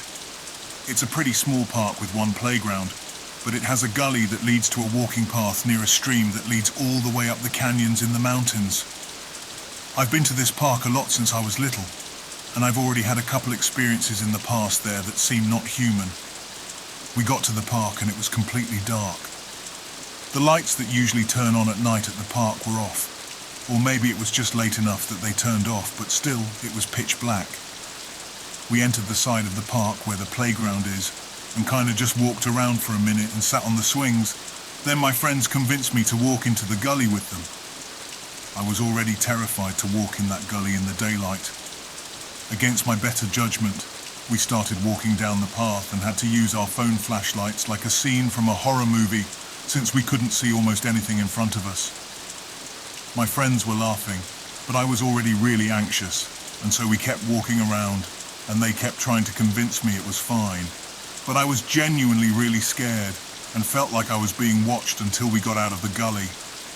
My boyfriend didn't want to scare me at the time, but he said that he also felt like he was being watched, and had goosebumps. When we got out of the gully, we went back to the playground just to sit down and relax for a moment. When we sat down, we began to talk about how we felt a bit uneasy down in the path, and began talking about other things. All of the sudden, out of the corner of my eye about 20 feet away, I see something that seems about the size of like a large cat or goose, I'm not sure, and it is slowly walking at a diagonal angle kinda towards us, but with really pronounced and long steps, kind of like something hunting its prey. But it seemed like it only had 2 legs, so I pointed it out to my friends and turned on my phone flashlight in the area it was, and literally a pair of orange eyes, like when an animal gets a light flashed in their eyes, was staring right at us, so I got up and we all freaked out and ran. So we ran to the end of the parking lot before my boyfriend went closer again with his flashlight on, and said he saw something crawling on all 4s towards us, so we booked it home, but felt like we were being watched the whole time. I know it could have been an animal, but I have absolutely no idea what it was. It looked white and at first seemed to have 2 legs and was walking slowly and pronounced. Then my boyfriend said it was crawling on all 4s towards him after we ran the first time. Let me know what you think it was. What animal walks on 2 legs then on all 4s?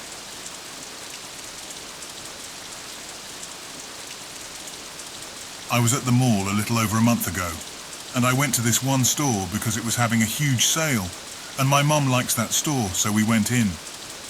It wasn't too crowded at the time, but there was a decent amount of people there. On our way to the checkout, my mum gets in line and tells me to see if there's any remaining things I may want.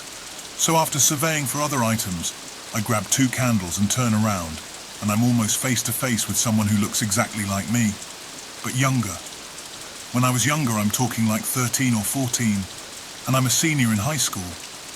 I had curly hair with blonde highlights, and I used to dress a lot differently.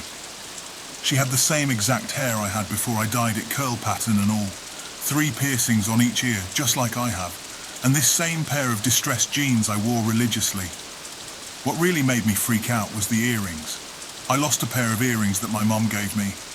They were her birthstone, and she was wearing them.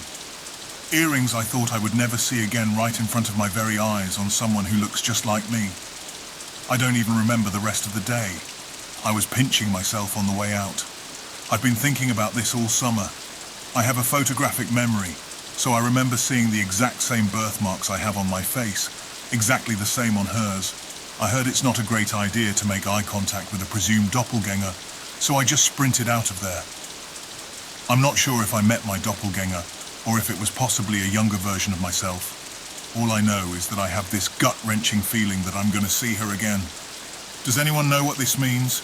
I'm open to any crazy possibilities.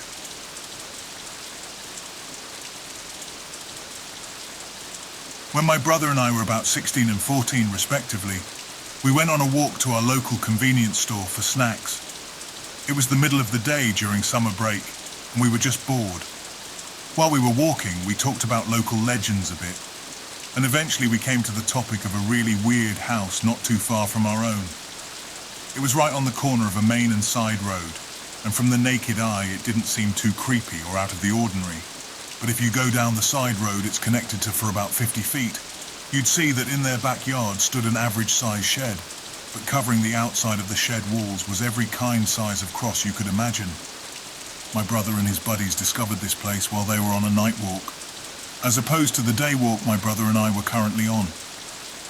As my brother and his friends walked by the shed, they heard constant banging as well as the light above the shed door, flickering uncontrollably.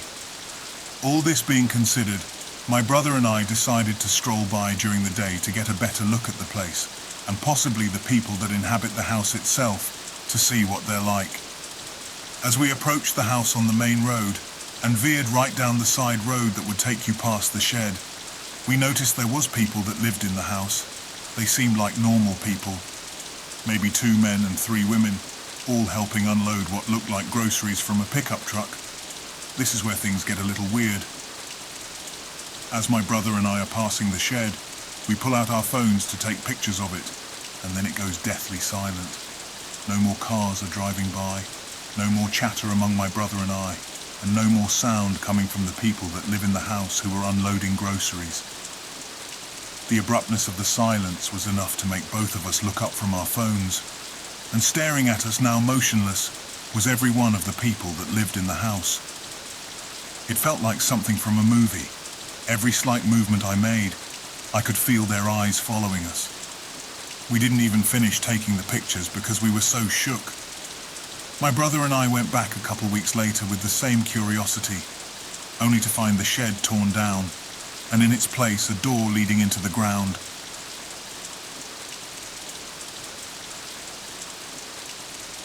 About 8 to 9 years ago, I found myself at my former residence, relishing a meal lovingly prepared by my mother. It must have been around 11 p.m., a time when my brother was attending school, and my father was diligently engaged in his work. Having completed my meal, the unmistakable sound of our home phone rang out, prompting me to inform my mother before she made her way upstairs to her room. I distinctly recall her advising me against answering the call.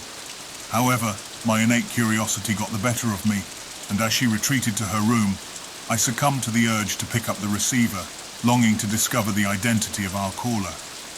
To my astonishment upon answering the call, my ears were greeted by the unmistakable voice of my mother inquiring, "Hello, is this Christina?" With a mix of surprise and intrigue, I responded with the affirmative, "Yes, why?" Little did I know that what was to follow would blur the lines between reality and inexplicable occurrence. Engaging in a full-fledged conversation, I conversed with my mother as though she was in proximity.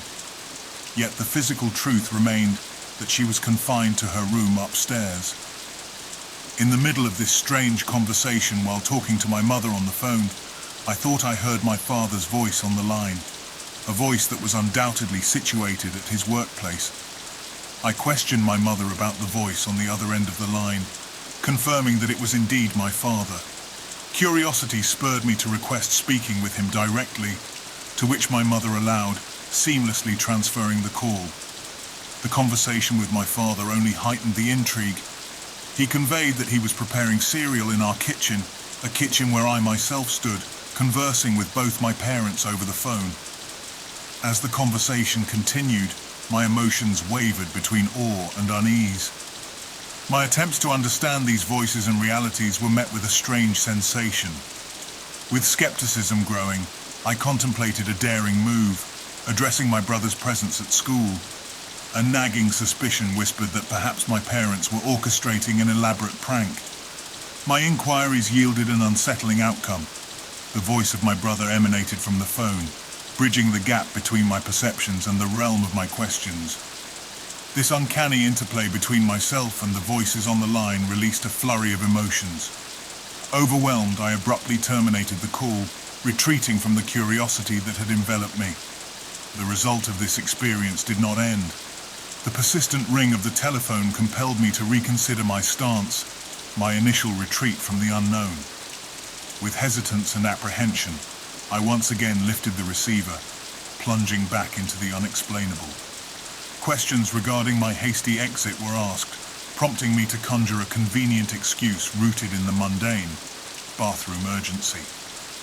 Resuming the dialogue, I requested a conversation with the version of myself that existed in this otherworldly exchange. Permission granted, I found myself conversing with a manifestation of my own voice, a surreal interaction that echoed through the receiver. Yet despite the fascination and mystique, a sense of anxiousness remained. The persistent calls that followed were met with silence. I decided not to answer. As the years have progressed, the memory of this bewildering incident continues to cast a shadow. Please let me know if anyone else also experienced this, or is it just me?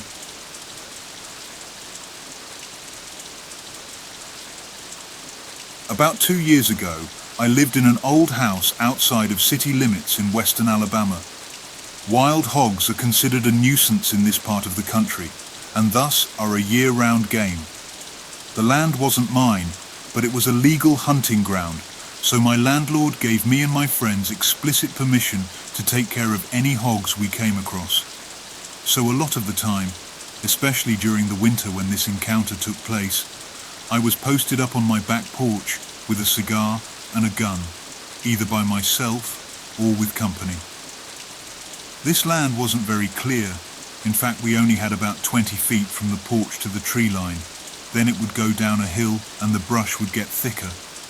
So our hunting was just being quiet and looking for the beady eyes of hogs in the foliage when we heard rustling. So, all that being said, one night during my porch sitting, I heard some rustling. I started scanning the woods for this hog and eventually did come across a set of white, beady eyes. They weren't a hog's eyes though, because these were eye level with mine. As my eyes continued to adjust, the rest of the creature started coming into view. It was tall, thin, and had long, spindly arms and legs. Its entire body was completely black. I couldn't make out any other facial features besides the eyes, but what I could make out was that this thing was actually a good ways down the hill, so the fact that it was still at eye level with me meant it was likely around 10 feet tall. It started up the hill, moving towards me, and I had this feeling in my gut that 45 caliber bullets probably weren't going to do much here. So I slowly collected my things and headed back into the house. It didn't make any sound as it moved, other than the slight crunch of leaves. As it clambered the hill, it somewhat stopped at the tree line, then turned and walked along the edge of it. It bobbed and lurched a bit as it walked, kind of how some large birds bob their head as they move. That was the most terrified I had been in a long while, and as the title says, this wasn't the only encounter. My hunting buddies and I all saw it several times, walking through the trees a good bit away from the house, sometimes turning to look at us. My roommate that moved in later that same year walked once outside and saw it right up against the porch, looking right down at her. It never tried to attack anyone or even acted aggressively, so we eventually stopped being as scared, though still very cautious, and started calling him Big Boy. I've told a couple other friends about this. One of them said the description and behavior matched something called a California Dark Watcher. I did my research, and as much as this creature matches up, this was on the opposite end of the continent. I'm still not 100% sure what it was that I saw, but I am 100% sure I saw it. Multiple people did. Edit. I also forgot to mention that the woods went completely silent every time we would see it, even the bugs. Things normally get quiet when there's a predator in the area, but I mean complete and total silence.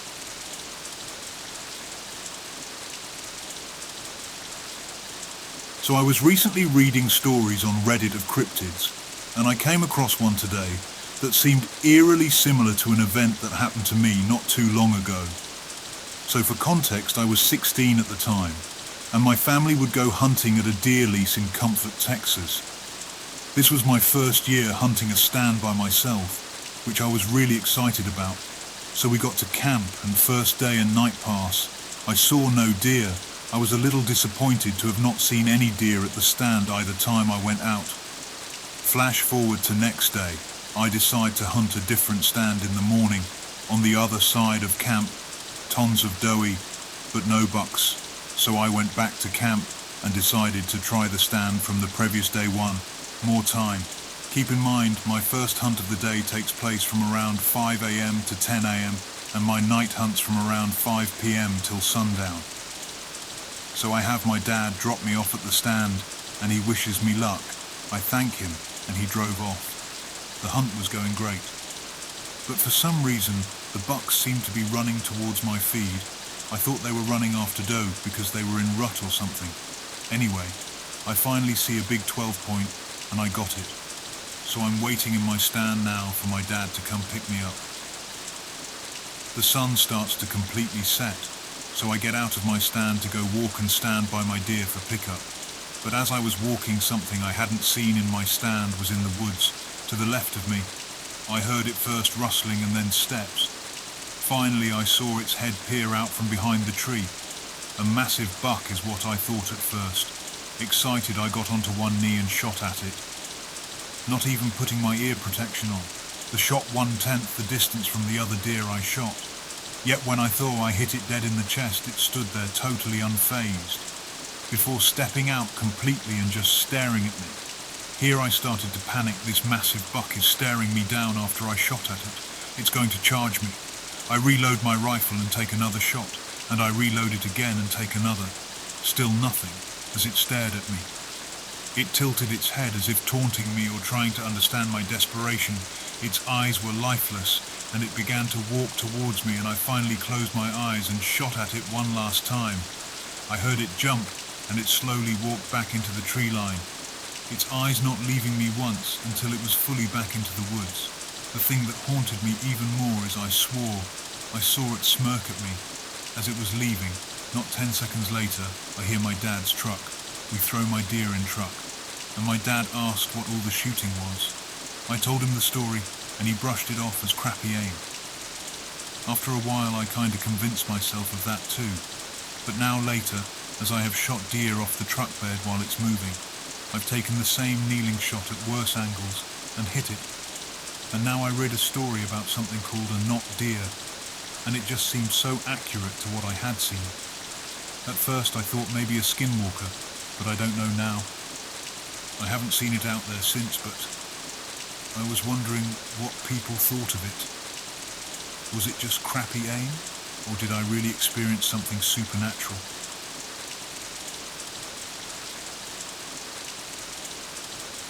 Skinwalker Wendigo in my area. Before I start writing, I'd like to preface that I've always been one to love the paranormal, ghosts, demons, etc. But cryptics are not my cup of tea. I wouldn't consider myself a hunter though, as I don't go poking the bear. I just like to dabble in research just in case something stumbles upon me, which I fear has happened. Thursday, August 17th, at around 2:30 in the morning, I believe. I woke up to this loud screeching sound. It was sharp and short. It came in intervals of 4 and then would stop for about 30 seconds and then kick up again. It did this about 3 times before it started to die down. Fortunately, I was able to record 2 of the single sounds.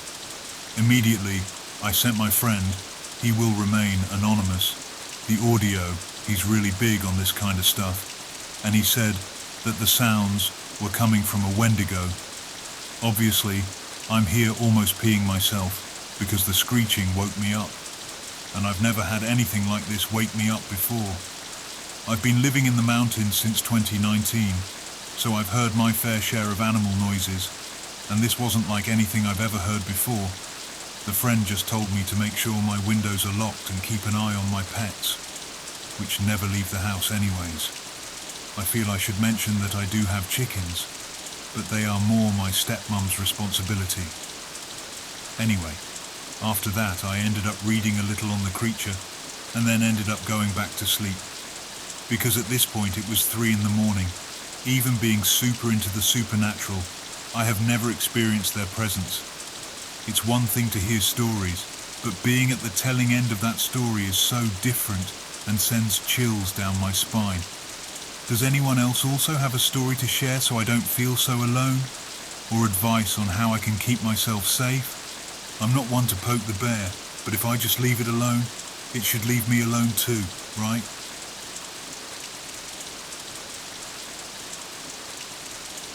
I don't even know if this was a cryptid sighting or not, or what it could have been.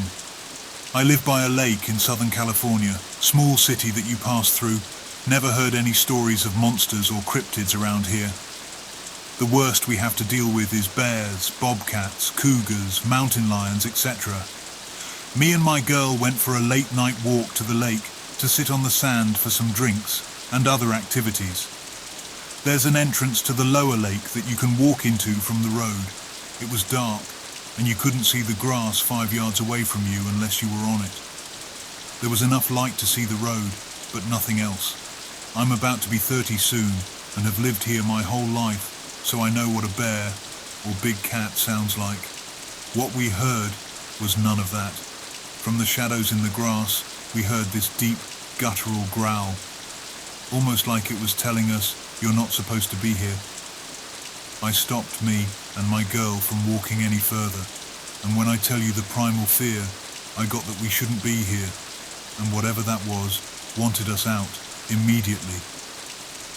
We sprinted so fast back to our home, hearts racing and adrenaline rushing. By the time we got back home, we slammed the door shut, locked it and tried to catch our breaths. Once we caught our breaths, my girl later tells me that she saw 2 red eyes in the direction of the growl. We had no flashlights and no light sources nearby to give eyes glowing like that. Even just typing this, the hair on the back of my neck stood up. Not sure if it was cryptid or not, but the fear of this thing that clearly saw us and we didn't see was intense. It was a different type of sensation of fear.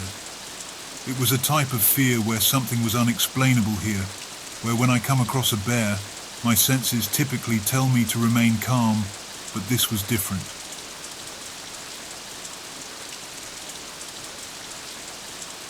I'm on here because what I saw was odd by Malibu, Santa Monica Mountains in a secluded beach about 2 weeks ago. I wanted you guys to help me narrow down which cryptid or animal it can potentially be. Anyway, one night my friend and I got bored and decided to go for a nighttime walk near the pier. The weather was cool and calm, and it was overall a peaceful night to walk in general. Anyway, the night it happened, I randomly got the chills, and I couldn't stop staring to a direction of the hills behind me, and I asked my friend if we can go home since I had a feeling we were being watched, and he kept reassuring me nothing is going on. But still, I insisted on going home. It was 12 a.m., anal 1 a.m. I finally convinced my friend after a couple hours of walking to head home. And once we started the walk back, I saw a coyote which didn't alarm me since it was just one, and I've seen them before in packs, and walked right past it. What freaked me out was the thing travelling with it. Once we walked a little while and had some distance from where we saw the coyote, I turned around, and at first I didn't see it clearly in the beginning due to it remaining in the dark, avoiding lampposts, but whatever that thing was turned to its side, and since I was able to see the coyote next to it by comparison, it was way larger than it. It had no hair, bald, it was pale, no snout and humanoid looking. If that thing would have stood up, I swear it would have been 7/8, and its back wasn't completely flat like a dog, it was hunched over. I saw it having huge nails or fingers, I'm not sure, and its legs weren't dog-like, but a more humanoid appearance. While it sniffed and followed us where we walked by earlier, I was so afraid because how did I not see it earlier? Or even hear it, since it was huge, and that colour would have stood out to me in the shrub. Another weird detail I noticed was how everything was creepily quiet. All the crickets and bugs from earlier just disappeared, and sudden mist surrounded us, even though I am fully aware that it was happening near the coastline. But it felt abnormal and just creepy. We remained calm and just kept casually walking, hoping not to get into a running chase with it. We eventually made it safely to our truck and sped off. So what do you guys think it was?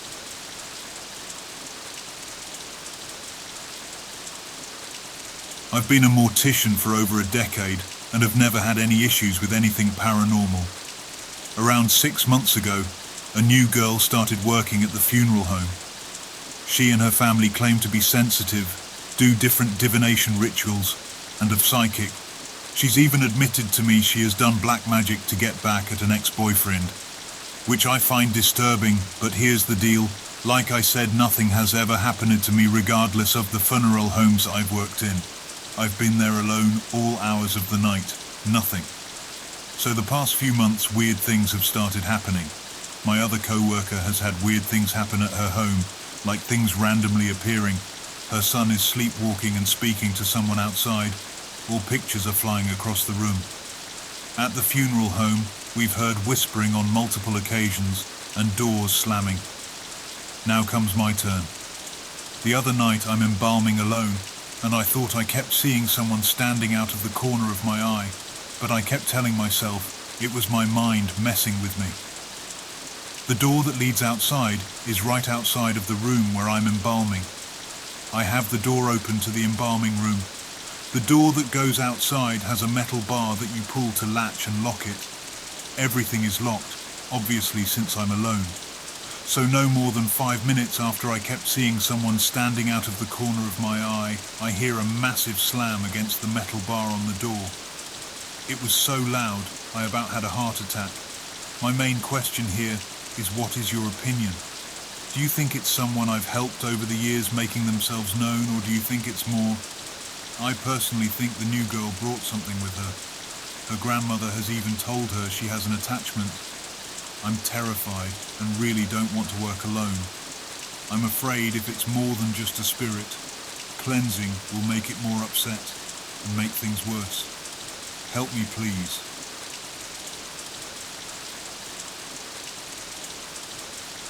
This will be a longer story, but it's completely true and worth the listen, even if you don't believe me. For some background, my grandma, Yaya, and grandfather, Popu, bought a ranch home in the suburbs after moving from downtown Detroit in 1969. They were the second owners of the house, and it was built in the 1930s. My Popu passed away in 1981 in the home. My mother has 4 older siblings who had all moved out by that time. She stayed living with my Yaya until she married my dad in 1986. Nothing weird ever happened that she can recall from her childhood. My grandparents were Greek immigrants. They were devoted to orthodoxy, and there were at least 5 crosses and icons in every single room of the house.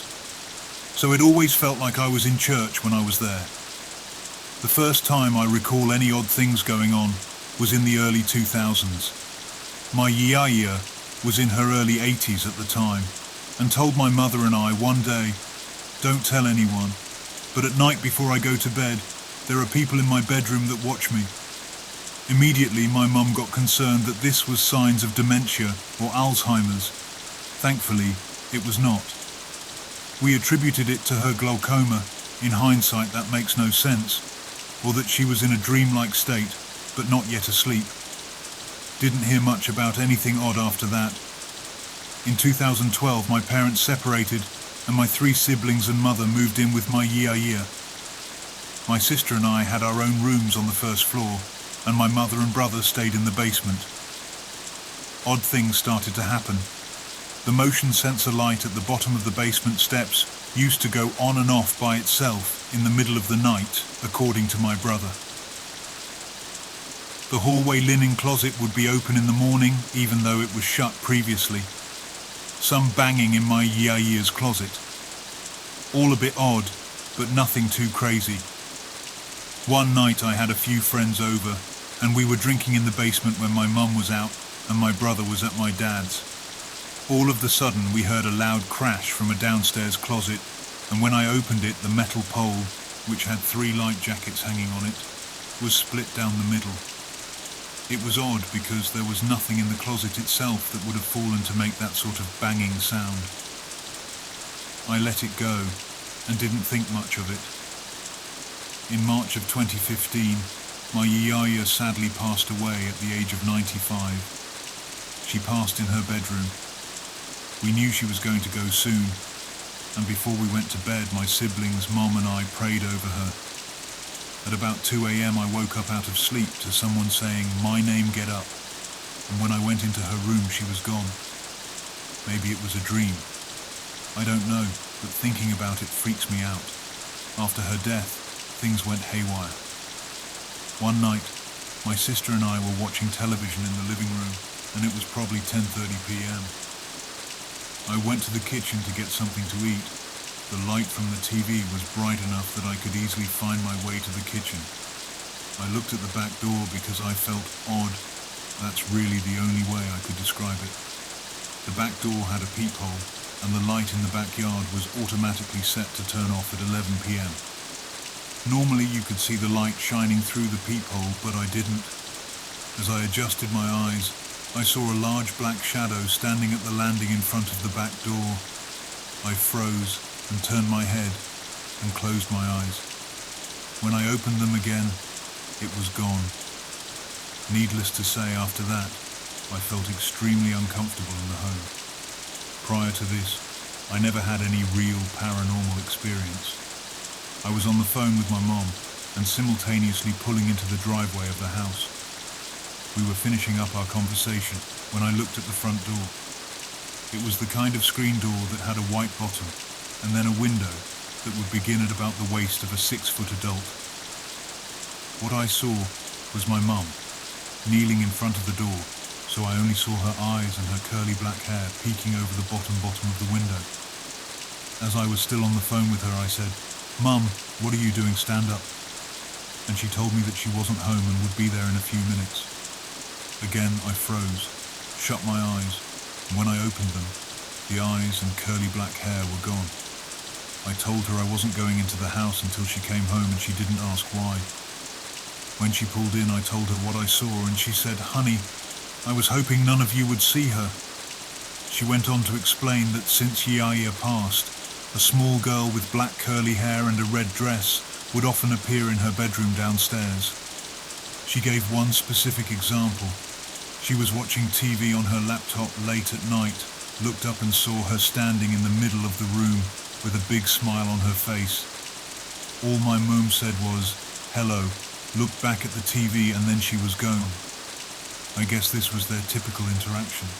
Things like the cellar door would be open, I would latch it, come back down to retrieve my laundry, and it would be open again. The banging on the closet doors got worse. The microwave door and oven drawer would be left open. If we called my mum's phone, it would often sound like static if she was in the house. The worst of it happened one night, about 2 weeks before we were to move out of the house. We sold it roughly 5 months after my Yaya died. My siblings, mother and I were sitting in the dining room laughing and having a couple drinks. Without saying a word to each other, we all went silent. The air in the room got heavy, and it felt like the oxygen was sucked out of it. All of the sudden we heard an ungodly wailing from the basement. The only way I can describe it is a mountain lion yelling. This was accompanied by stomping up and down the stairs. I hid under the table with my ears covered. My sister sat still, my little brother cried, and my mum, the absolute badass she is, ran down the stairs and screamed, "In the name of Jesus Christ, get the F out of my house." We were all absolutely terrified, beyond terrified. That night, we all slept in my room together. My mom and brother slept in the living room until we moved out.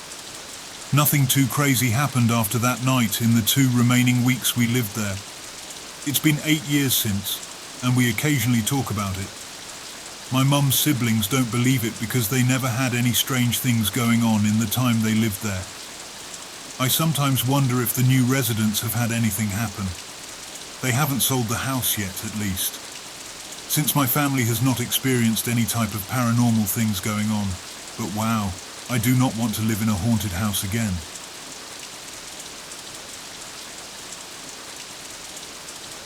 My father passed away almost 3 years ago now, and to this day I can't wrap my head around what I saw that night. He was in hospice, non-verbal, drugged and asleep when he passed. Being COVID times, only my mother and I were by his side at that moment. Only 2 visitors were allowed at a time. After he had stopped breathing, my mum and I were just staring at him peacefully and holding hands, one on either side of his bed. It was dim in his room, so dim that my vision was kinda grainy. And we were both really exhausted after a 5-day off and on Vigil. It being in the middle of the night, my mum pulled the cord for the call nurse, and we waited. As I was staring at the wall above his head, it seemed like I could see some kind of vapor or something. It reminded me of the way heat distorts your view over a campfire. Totally clear, but distorted and wavy moving. My mum caught me looking, and I must have had a puzzled look. She shocked me by saying, "Do you see that?" So she saw it too. Up till then, I figured I was just too fatigued and imagining things. I replied, "Yeah. What is it?" She didn't reply, just shrugged her shoulders in an "I don't know" kind of suggestion.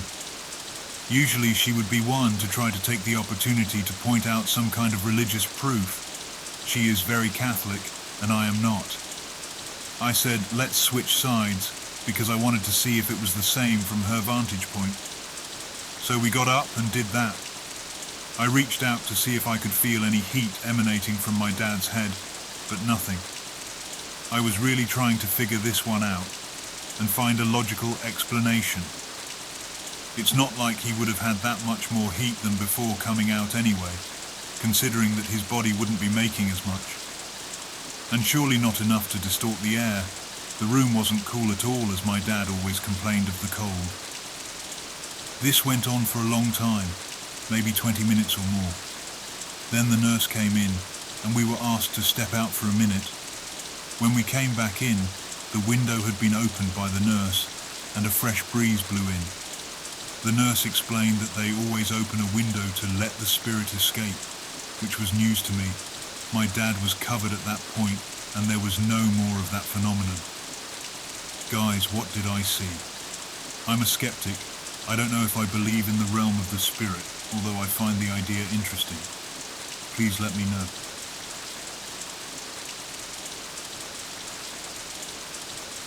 My husband and I have a strange tradition.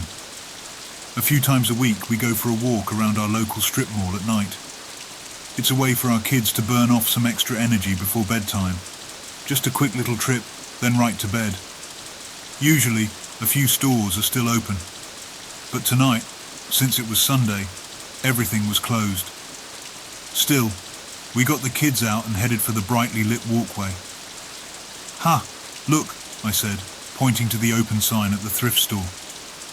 My husband shrugged. "Maybe they're still open." I peered in at the dark store, the still rows of clothing hanging in the darkness. "I doubt it." We continued down the sidewalk, past the seamstress dry cleaning place. Clothing hung behind the counter, and a huge sewing machine sat in the window, the needle piercing a beige square of cloth. Ahead of us, one of the fluorescent lights was out, a patch of shadow next to the butcher shop. We all stared in at the meats under the glass display, neatly packaged for tomorrow's customers. "Making me hungry," my husband said, and I laughed. The next store was one that had been out of business for a long time. There was no sign, just a blank space of faded concrete with the ghost of the words Barbara. The windows were papered over, but they weren't always. Several months ago, I remember looking in at the darkened hallway that stretched to the back, at the small piles of leaves and debris that pooled in the corners. I wondered if the paper meant something was finally moving in. "Come on, you can run faster than that." I looked up. My husband and our 2 boys had already run far ahead of me. They were almost at the end of the strip mall, at the Wegmans. I took a final glance at the empty store, then ran after them. The Wegmans, which was usually open at this hour, was closed. Seeing the grocery store empty and dark was a little unnerving. Usually it was bustling with shoppers, even late at night. We then turned around and continued back towards the other side of the mall, towards our car. But when we passed the empty store again, I stopped. There was a rip in the paper. I stared at the window, my reflection looking back at me. Then I leaned forward. The rip was small, only about an inch wide, but it was big enough to see inside. I leaned in, but I didn't see a dark, empty store on the other side. I saw an eye. I leapt back and screamed. My husband and the kids came running. I stared at the hole, but there was no one there. Just darkness. I saw someone. I panted, pointing. "Someone's in there, watching us." I grabbed the kids' hands and broke into a run, nearly dragging them. My husband, confused, paused for a second, and then broke into a run after us. But as we passed the other stores, I saw things. The butcher shop. Someone was in there, standing at the meat table. His back was turned to us, but I heard the thump, thump, thump as he brought the cleaver down on the slab of meat in front of him. Then the sewing shop. There was someone sitting at the sewing machine. I heard the ch-ch of the needle threading up and down through the fabric. Except, was it fabric? Because as we passed, I realized the beige cloth was such an odd color. Pinkish beige, like the color of my skin. And then, the thrift store. I caught movement out of the corner of my eye. Shapes, shadows, people moving towards the front door, towards us. I pushed myself to run faster, my feet slapping against the sidewalk. The car was only 20 feet away, 15, 10. I pulled the doors open and forced the kids inside. Then I dove into the driver's seat. But as I started the car, my heart plummeted like an anchor. The strip mall was empty. I didn't see my husband anywhere. "David!" I screamed into the darkness, but there was only silence. I reported everything to the police. They didn't believe my story, but the more days that went by without him showing up, the more they had to admit he was actually missing. Theories like mugging gone wrong, hit and run, and left for the mistress were thrown around online and in town. But I know the truth. So please, I beg you, never go to a strip mall after all the stores are closed, because as it turns out, the stores aren't closed at all.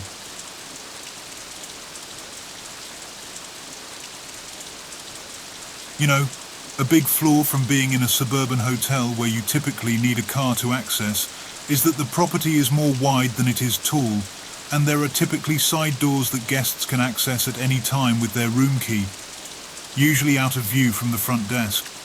And also I don't have access to internal cameras because the property doesn't seem big on cameras. This is opposed to a dense city where you typically can only enter and exit through one door in the front, and you have to pass by the front desk to lobby. Now to the real story. The other weekend, I was working night audit at a Marriott. Just after midnight, 2 people came in together and they had a reservation and everything for a king suite room. Typically 2 rooms into one with 1 bed plus TV, and then a sofa bed in the living room with a TV and a microwave. They seemed normal and in their mid-late 20s, I believe. Or at least the lady on the reservation was, and the other dude with her seemed a bit older. She's also a local and lives like 20 minutes away. They plan to stay for 2 nights, no problem, until the next day. One of my co-workers texted me and asked me about that room, and I told them how I remember checking them in. And it was just 2 normal people. My co-workers are telling me about how they see a lot of young people asking about the room, and they only know the lady on the reservation's first name and not the last name. And they kept coming downstairs to go to the public bathroom. And when I was working at night, the overnight houseman was mentioning how they kept seeing a lot of extremely young people walking in and out of the side entrances throughout the night. One of those days, the guest in the room directly below them, a shiny member and a regular here, was upset and said she was leaving in the middle of the night because said room above was partying all night and made so much noise. I sent the houseman up to investigate, and he told me there were so many people in that room, but he got them to quiet down. And I never even received any noise complaints from anyone in the hotel, except for the regular gal in the room below who said it through the hotel chat instead of calling the desk. Anyway, apparently a lot of people, houseman said there was at least 7 in there, but if they quieted down, we didn't think much of it. And especially since they had a king suite with over double the space as a normal room, I wasn't concerned with occupancy limits. Come the day they're supposed to check out. From what I hear from previous shifts, the reservation holder apparently fell asleep and thus didn't check out on time, and the managers got involved and extended their stay by another day. At night, I still see the young people who typically stay out of view from me unless they're going to the public bathroom. Next day, they apparently checked out, but the room was such a mess that my manager mentioned that even his frat parties back in college weren't that bad. There were so many alcohol bottles in there that there were definitely more than 7 people. And beds were made out of the couch cushions from the sofa bed. Also, everything in the room was just wet. Carpet, every counter surface, even the dang TV was wet. I was told that the room is going to be put out of order for 10 days, and that some O2 machine has to be run in the room for a couple days to air it out because the odour in there was horrible. I was also told that the reservation holders made quite a ruckus when they had to leave and almost had the cops be called to get them out the room. And they were only charged $100 for the damages, which is getting them off very lightly for what everyone described to me. What I want to know is how all these young people knew the reservation holder. The lady herself had like a decade on the young 18-20-year-olds coming in. Combine that with the fact these youngins didn't even know anything about her beyond her first name, and they were all just partying. How did this come to be? Did she just post an ad about a party online saying to come to the hotel with a certain room number?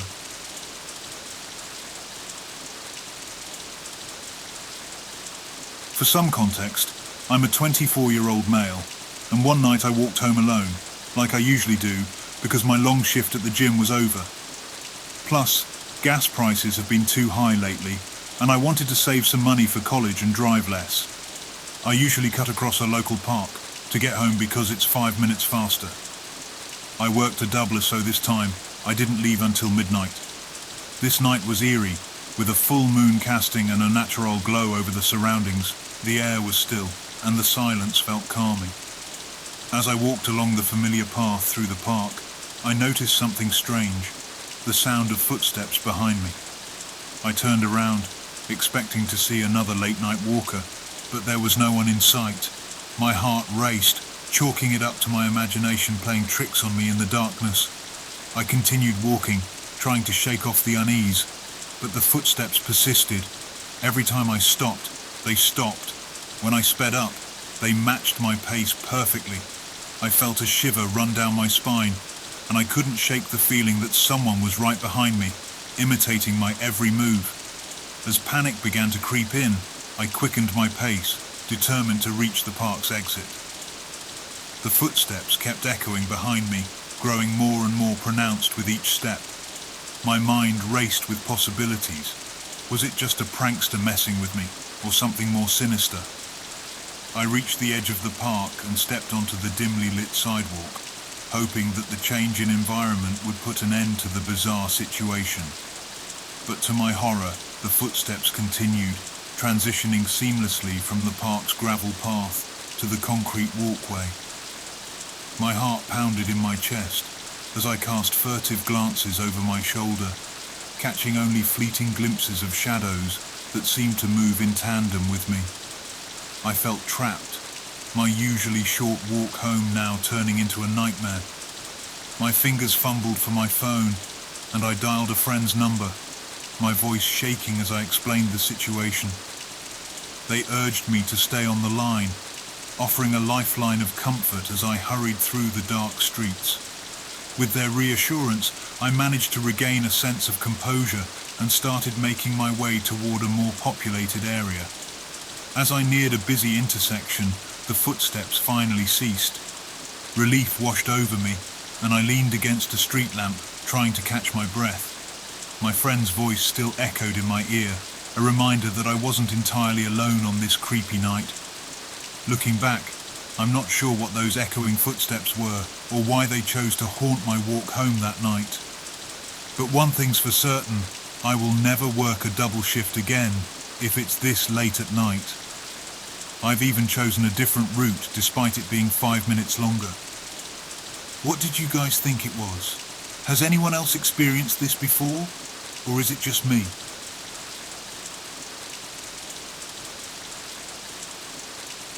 I've always enjoyed biking in the late hours of the night, when the city's pace slows and the streets are quiet. I wrapped myself in reflective gear and mounted on my favorite bicycle.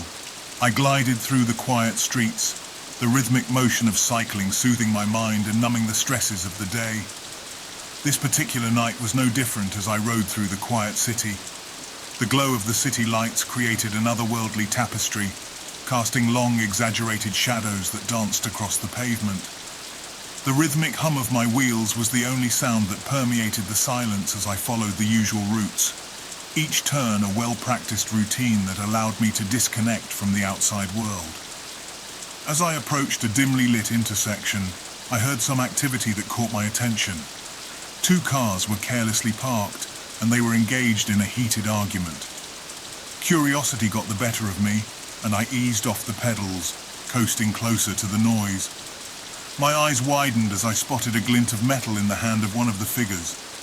In the glowing light, it was hard to make out details, but the implication was crystal clear. My heart raced, and before I could fully comprehend the gravity of the situation, a deafening bang shattered the peacefulness of the night. My eardrums were ringing as I then heard the squeal of tires that followed. Later, I heard the distant wail of a siren growing by the second. Fear and panic clawed at me. I wanted to pedal away and leave the scene behind. But I knew I couldn't do that to someone who's been shot. Whether or not they deserved it, it wasn't up for me to decide. I crouched behind a parked car, my heart pounding in my chest, watching the events unfold with a growing sense of unease. As if in a trance, I saw the figures scatter, vanishing into the shadows like wraiths.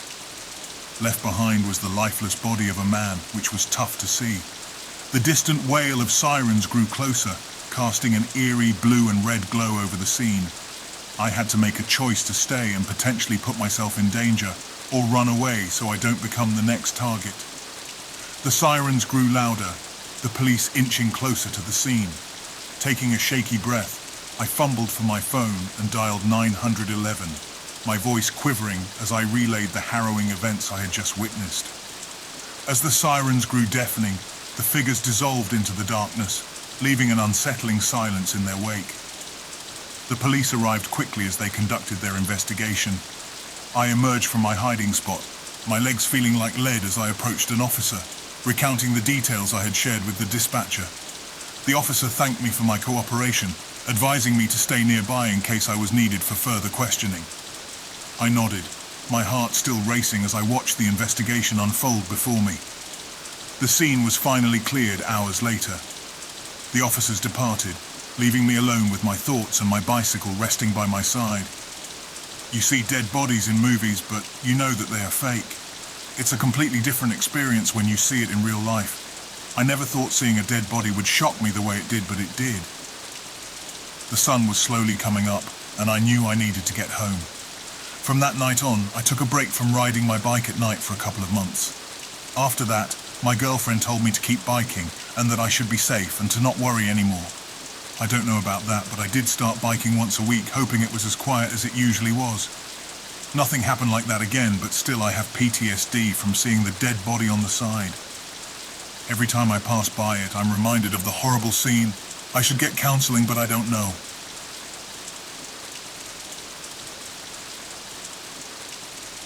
For some background, I'm a 21-year-old DoorDash delivery driver. I usually drive at night so that I can take my college courses during the day. Plus, I was stupid enough and bought a nice Honda Civic for myself, so I really wanted to drive more of it and get my money's worth at the same time. As a food delivery driver, my late-night shifts were a mix of eerie calm and hustle. I'd weave through empty streets and dimly lit neighborhoods, delivering food to hungry customers who preferred to eat at the comfort of their own homes. One night, however, my routine took me into a neighborhood I'd never visited before. The GPS guided me to a seemingly deserted residential area with houses that stood like silent sentinels in the darkness. No lights shone from the windows, and an unsettling stillness hung in the air. I parked my car and grabbed the delivery bag, my footsteps echoing in the quiet surroundings. I checked the address once more. 15 Pinehurst Lane. The house loomed ahead, a two-story structure with a faded facade that seemed to overall be plain spooky. I approached the porch, hearing the creaky stairs underneath my feet, hoping that I don't go through. As I knocked on the door, I expected a routine interaction, a simple exchange of food and tips.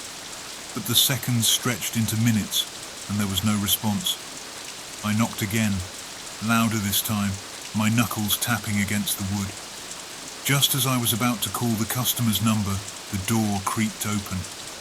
The darkness within was nearly impenetrable, but I could make out the silhouette of a person standing there. "Delivery for Pinehurst Lane?" I said, my voice uncertain. The figure remained still, as if contemplating its next moves. Then, with a slow, deliberate motion, they stepped into the faint glow of the porch light. I blinked, taken aback by what I saw. The person's appearance was ordinary enough, but their eyes held an unnatural gleam, like polished obsidian reflecting the night. A shiver ran down my spine, but I dismissed it as my imagination getting the best of me. I figured he was probably blind or had an eye problem, so I tried not to judge.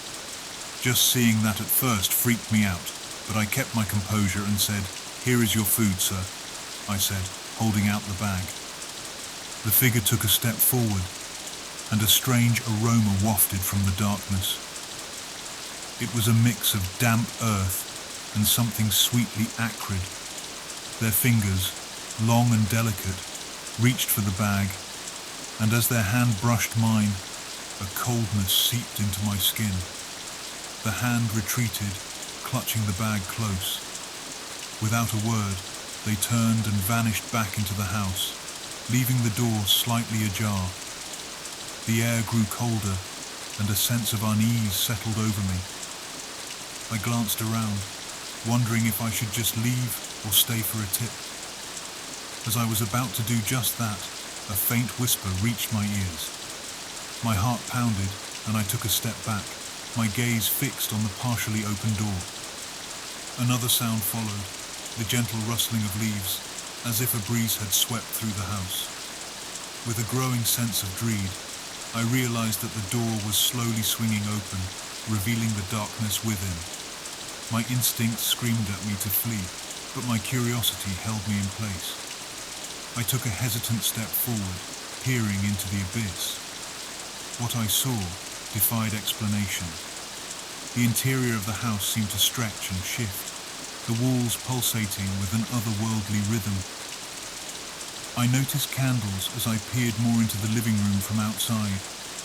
Candles weren't the only thing that caught my attention, however. What I saw next, I still have nightmares about. I saw around 5 or 6 people, hooded in a long cloak, with what seems to be a bird mask on.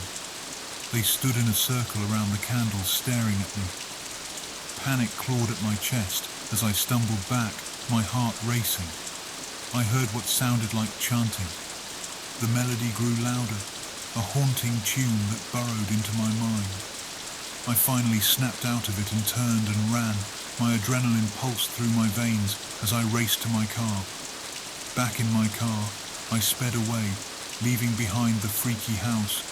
The image of that figure with the obsidian eyes and cloaked figures haunted my thoughts, and the memory of the shifting house sent chills down my spine. I couldn't explain what had happened that night, but I knew one thing: I would never return to that deserted neighborhood after dark.